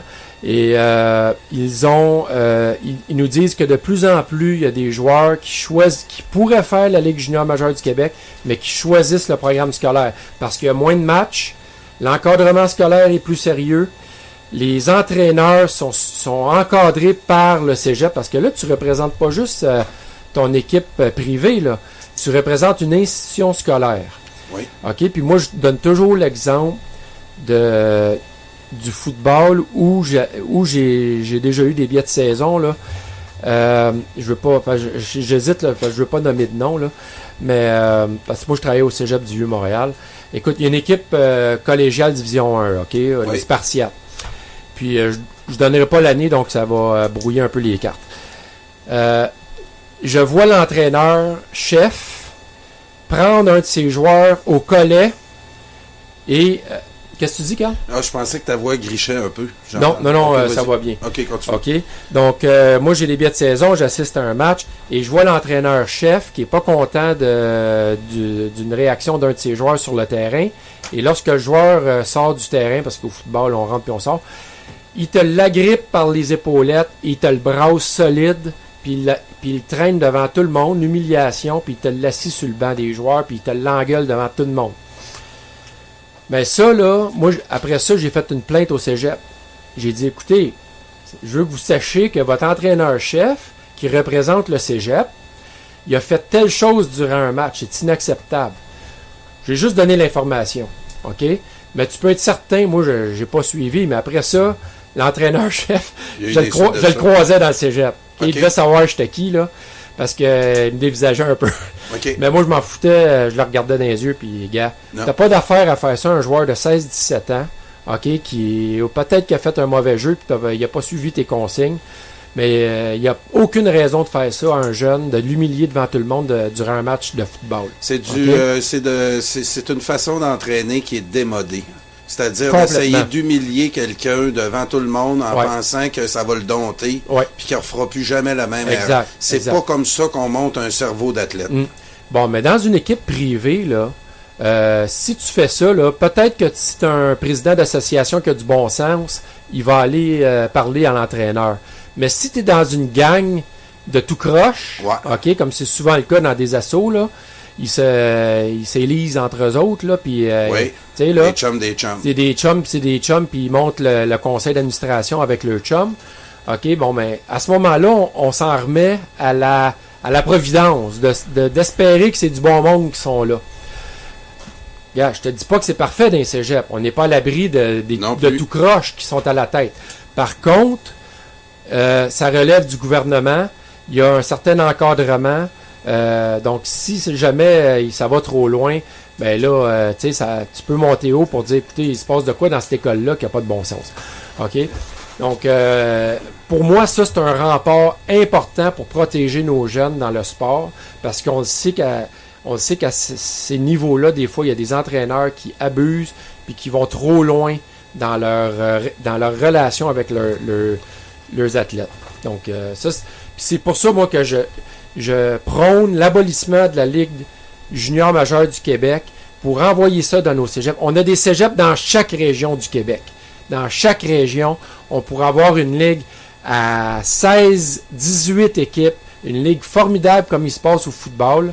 Okay? Puis elle pourrait être encore même plus formidable que le football, parce qu'au football, la Division 1, par exemple, je pense qu'il y a 8 équipes ou 10 équipes maintenant, mais il y a un manque de parité, bon, selon les régions.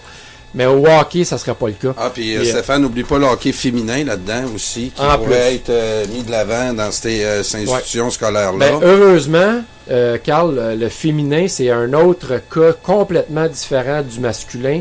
Le féminin se passe dans les écoles présentement. Oui. OK? Donc, ça... Puis même au niveau secondaire, Carl, tu me corrigeras si je me trompe, mais le hockey, ben, tu me l'as dit, c'est beaucoup au niveau scolaire.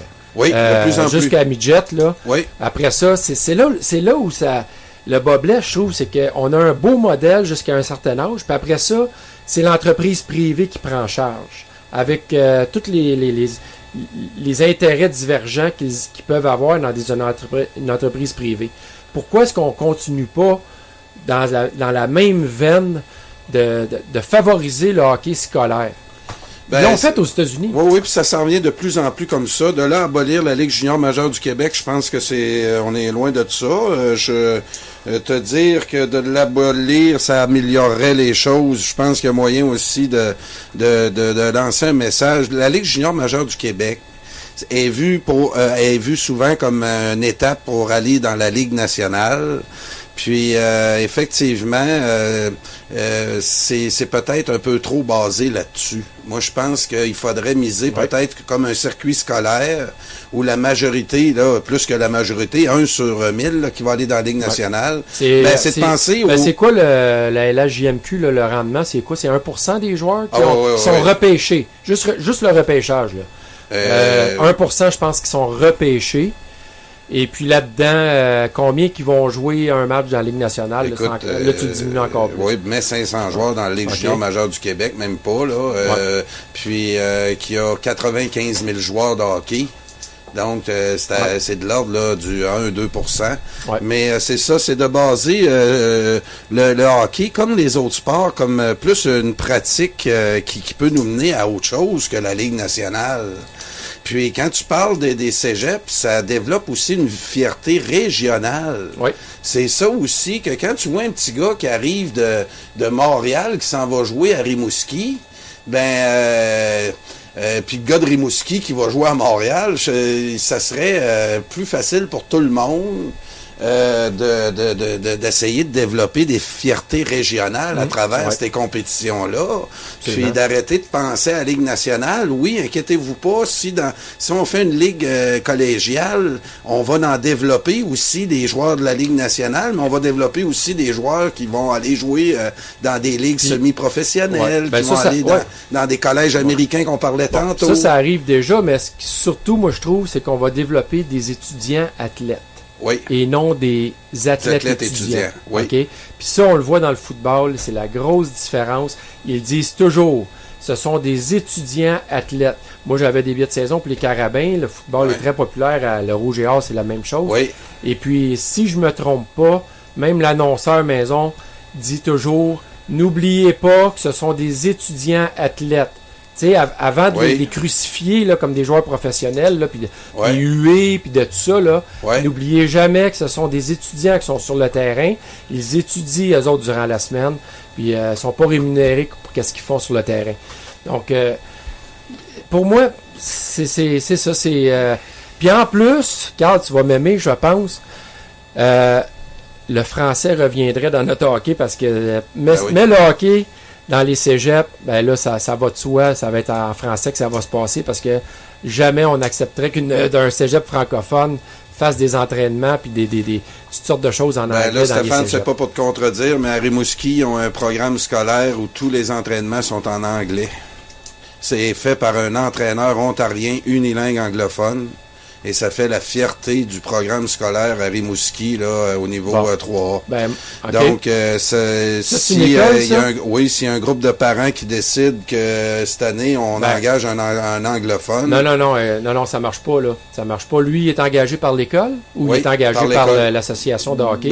Écoute, c'est un des deux, mais l'association, comme moi, le vert et noir est associé à l'école Fadette, à la commission scolaire à Saint-Hyacinthe. Ouais. Puis à Rimouski, ça fonctionne comme ça aussi, là. T'as l'équipe 3A, là, le reportage que j'avais vu, là, c'était au niveau Pee-Wee, où les petits gars avaient des entraînements la semaine unilingue anglophone. Non, c'est inacceptable. Hein? C'est inacceptable, on va changer ça. Parce que. Ah non, ça changera pas, parce que tu peux pas, c'est le comité de parents qui a décidé ça. Non, Carl. Parce que si le gars, il a son salaire de la commission scolaire, là, ou de l'école, là, oublie ça, on peut faire changer ça demain matin. Parce que je vais te donner un cas concret. Noël Thorpe, je sais pas si ça dit quelque chose. Non. Un entraîneur de football, OK, qui a été engagé par les Carabins de Montréal, de l'Université de Montréal. Oui. Parce qu'il était l'ami de Danny Machiocha. Danny Machiocha, c'est l'entraîneur-chef des Carabins de l'Université de Montréal. Et il décide d'engager M. Noël Thorpe. OK? Moi, je fais une demande d'accès à l'information. Je dis, je veux voir parce que je sais que c'est l'Université de Montréal là, qui paye, là, pour cette équipe-là, qui paye le salaire de Danny Machiocha puis de tous les entraîneurs qui sont là. Oui. Donc, je fais une demande d'accès à l'information et je veux voir pas le formulaire, mais l'affichage du poste. Du coordonnateur défensif, parce que c'était ça le poste de Noël Thorpe à ce moment-là. Okay. Puis je savais que c'était un unilingue anglophone, ce monsieur-là. Oui. Et je fais venir ça, je reçois la lettre, et effectivement, dans l'offre d'emploi, c'était bien écrit dans les exigences, connaissance du français. Donc, je communique avec la direction de l'école, et je dis, vous avez fait un affichage pour un poste de coordonnateur défensif et dans l'affichage, il y avait l'exigence du français. Et votre coordonnateur défensif, jusqu'à preuve du contraire, n'est pas capable de parler le français aux joueurs qui étudient dans une université francophone et qui devraient avoir droit à des entraîneurs qui parlent le français. Ben, crois-le pas, Carl, Noël Thorpe a été pas congédié, mais il a démissionné, puis il a été engagé par les Alouettes un peu plus tard. OK? Donc, l'Université de Montréal, ils me l'ont pas confirmé, mais ce que je sais, c'est que Noël Thorpe, suite à ma lettre, n'a pas été renouvelé dans son contrat, puis il y avait un contrat à 80 000 par année avec les Carabins de l'Université de Montréal, parce que j'ai fait venir son contrat. Okay. C'est du public, ça. C'est de notre argent public qui paye ces gens-là. OK? Moi, c'est un reportage que j'ai vu l'hiver dernier. Puis j'avais réagi là sur ce post là sur Facebook là. Puis j'ai eu affaire à des gens là de Rimouski là-dessus. Puis je me suis fait rentrer dedans. Je me suis fait traiter de tout et non. Bon, ben on va savoir. Que j'empêchais les jeunes de s'ouvrir au monde. Non, que j'étais un reculé. Ben oui. Là, j'ai dit attends un peu. Tu peux pas. C'est là aussi encore une fois un élément de fierté. L'anglais là, on l'apprend partout au Québec. C'est quoi cette inquiétude-là qu'on a de l'obsession? Est-ce que l'État, le système scolaire nous bilinguise là, puis de façon paranoïaque là, c'est rendu. C'est le complexe d'infériorité. Oui, c'est ça. Moi, j'ai un de mes amis là, il est unilingue francophone, OK. Puis il y a ce complexe-là. Parce qu'il va prendre ses vacances à Ogunquit à chaque année. Puis il aime pas ça. Il aime pas ça. Il se sent inférieur. Tu comprends? Ah oui. Puis lui, là, je pense qu'une des choses la plus importantes pour lui, c'était que sa fille parle anglais. Hein. Fait que, écoute, il a tout fait. Mais tu sais, quand on dit qu'on se projette dans nos enfants, tu sais, que genre, si toi, t'as pas fait telle chose, tu veux que tes enfants le fassent, là, ou tu sais, des choses comme ça. Donc, ça a été, c'est pour beaucoup de Québécois, je pense, la pression qu'ils mettent sur leurs enfants pour qu'ils apprennent l'anglais, c'est justement ça, cette honte-là qu'ils ont eux-mêmes de ne pas parler l'anglais. Ils veulent absolument pas que leurs enfants vivent ça. Donc, à travers leurs enfants, il se libère de ce complexe-là. Écoute, en tout cas, je suis pas psychiatre, Non. mais je pense que je me trompe pas trop dans mon analyse là, à ce niveau-là. Donc, il faudrait voir pour ton entraîneur là, à Rimouski, s'il est payé par la commission scolaire, on fera l'investigation. Moi, ça va me faire plaisir de mettre mon nom sur une plainte. Puis ils viendront m'engueuler s'ils veulent. Mais c'est pas vrai que mes impôts vont aller à angliciser des joueurs de hockey. Okay, donc on va faire une petite pause. Je peux-tu avoir une petite demande spéciale qui est dans notre sujet là, qu'on vient de se parler? Moi, j'aimerais que tu me passes Bozo les culottes et j'invite les auditeurs à bien écouter les paroles.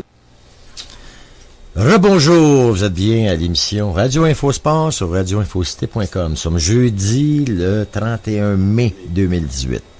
Donc, il reste quelques minutes. Je vais vous parler de Shapovalov aujourd'hui qui gagnait 7-5 à Roland-Garros à Paris. 7-5 et 3-0. Tout allait bien, tout à coup, bang! Effondrement total.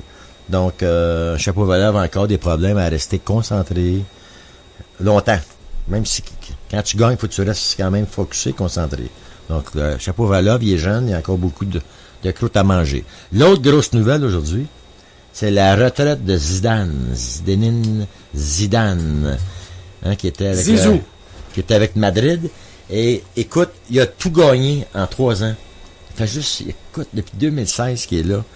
Il a gagné la Coupe des Nations, il a gagné la Ligue des Champions, la Coupe des clubs. Il a tout gagné. Il a 45 ans.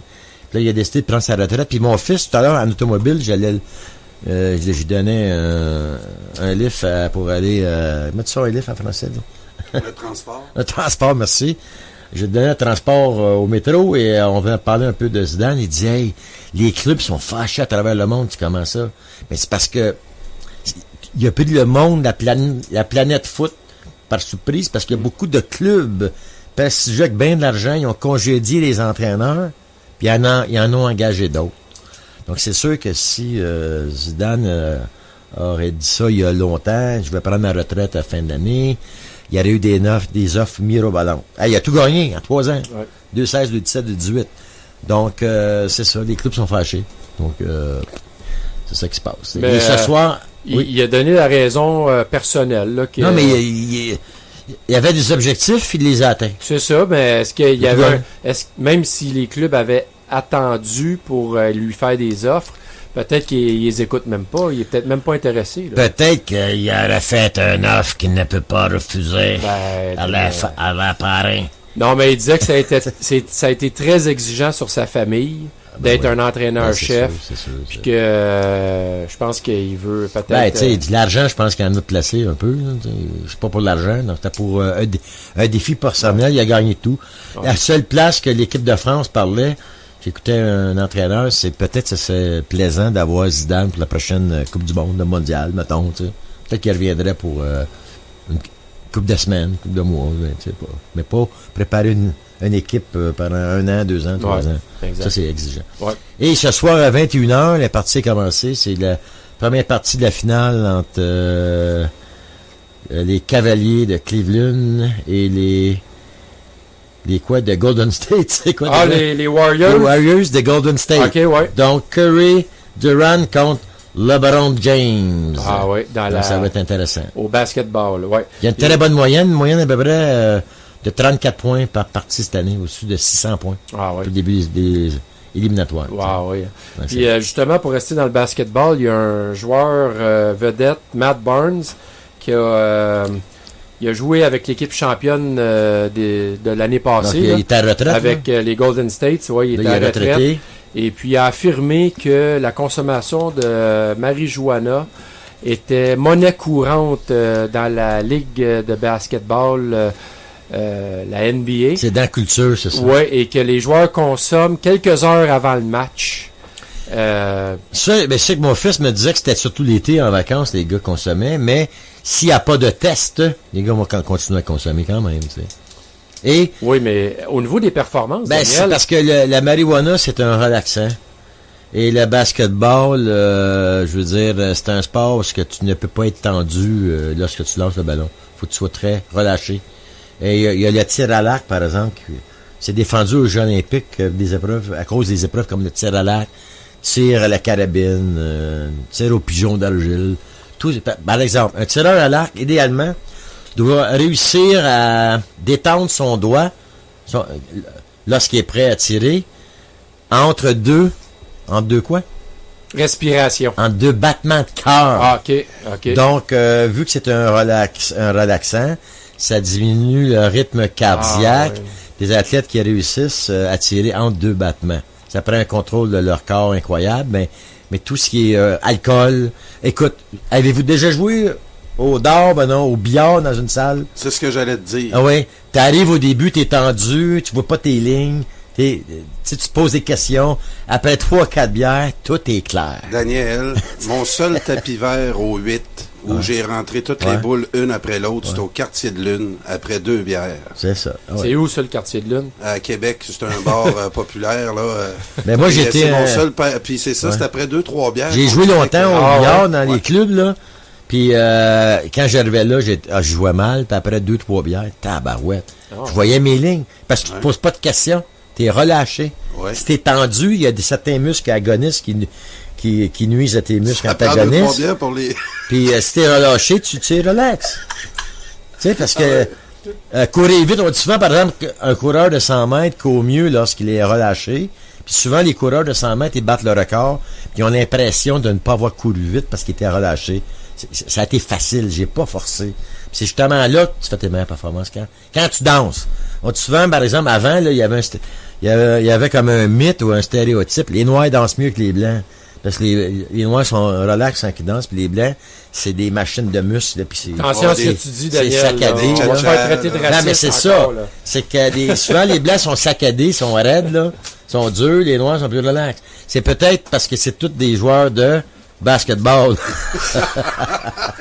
Ah là, Dominique Moret sera pas content, là. C'est ça. Il aime pas ça, lui. On est tous pareils, Daniel. Ah, ouais. On est tous des êtres humains de la planète mondiale. Ben oui, puis ils sont en train de ressusciter passe-partout, là. On va être tous des petits amis encore. Oui, exactement. Moi, j'aime mieux ça comme ça. À Québec, M. Moret, le monde des calinours. Il roule-tu bien avec son one-two punch? Ah là, ça fait longtemps que je l'ai pas écouté. Ben, c'est ça. Moi, je l'ai écouté une fois, puis il était à l'autre bout de l'allée. Hey, je veux juste parler, vous savez qu'au Centre Bell, quand on est allé, il y a eu un petit peu de bisbille entre... Du brasse-camarade. Du brasse-camarade, exactement. Entre moi et deux agents de sécurité. Et j'ai su, suite à des plaintes à la police que j'ai fait, imaginez-vous que toute la sécurité au Centre Bell est assurée par un ancien commandant du poste 21, Alain Simoneau. Et tous les agents de sécurité, ou en grande partie, ce sont des étudiants en technique policière. OK? Et donc, avis aux gens qui vont au Centre Bell, obstinez-vous pas trop avec les agents parce que même si vous faites une plainte à la police, vous êtes tous dans le même, avec tout le même monde. Donc, comme moi j'ai pu le constater, très difficile de faire aboutir une plainte parce que les dés sont pipés du début à la fin entre la sécurité du Centre Bell et le service de police de Montréal. Donc, ça se pourrait-tu que d'ici quelques mois, on voit une agente de sécurité étudiante à Montréal avec un turban? Ça se pourrait-tu? Ça se pourrait. Ça se pourrait. Ça se pourrait. Écoute, c'est ma prophécie. Ça pour dire que je lâcherai pas le morceau, je vais aller le plus loin possible avec ma plainte. Ouais. Tous les recours légaux que je suis capable d'avoir, je vais les Je vais te trouver un surnom. Je vais te trouver un surnom. Ouais, vas-y. Stéphane Tommy Robinson. Moi je suis quelqu'un qui défend ses droits. Hein. Je suis prêt à aller jusqu'au bout. Je l'ai fait à quelques reprises. Puis j'ai déjà été à la déontologie policière. Soyons fiers d'être Québécois. Allons jusqu'au bout. Oui, parce que ces gens-là, ils ont souvent le gros bout du bâton. Puis la majorité des citoyens vont pas jusqu'au bout. Ils se découragent devant les obstacles judiciaires. Et moi, je suis quelqu'un c'est dans ma nature. Je peux pas faire autrement. Donc, j'ai pas de mérite, vraiment. C'est dans mes gènes. Mais tout ça pour dire, lâchons pas le morceau, mesdames et messieurs. Même si des fois, on peut être découragé, on pense que la nation est à terre. Non, il faut jamais lâcher. Il va y avoir des événements, des fois sur des points de bascule, là, comme Richard Lehé pourrait dire, qu'on connaît pas, puis qu'à un moment donné, on tombe là-dessus, puis tout bascule d'un seul coup. Donc c'était tout pour ce soir. Je remercie à la console Stéphane Allinger et notre chroniqueur vedette Carl Brochu. Et c'était une autre émission de Radio Infosport sur radioinfocité.com. Nous étions jeudi le 31 mai 2018. Donc, à la semaine prochaine. Si Dieu le veut.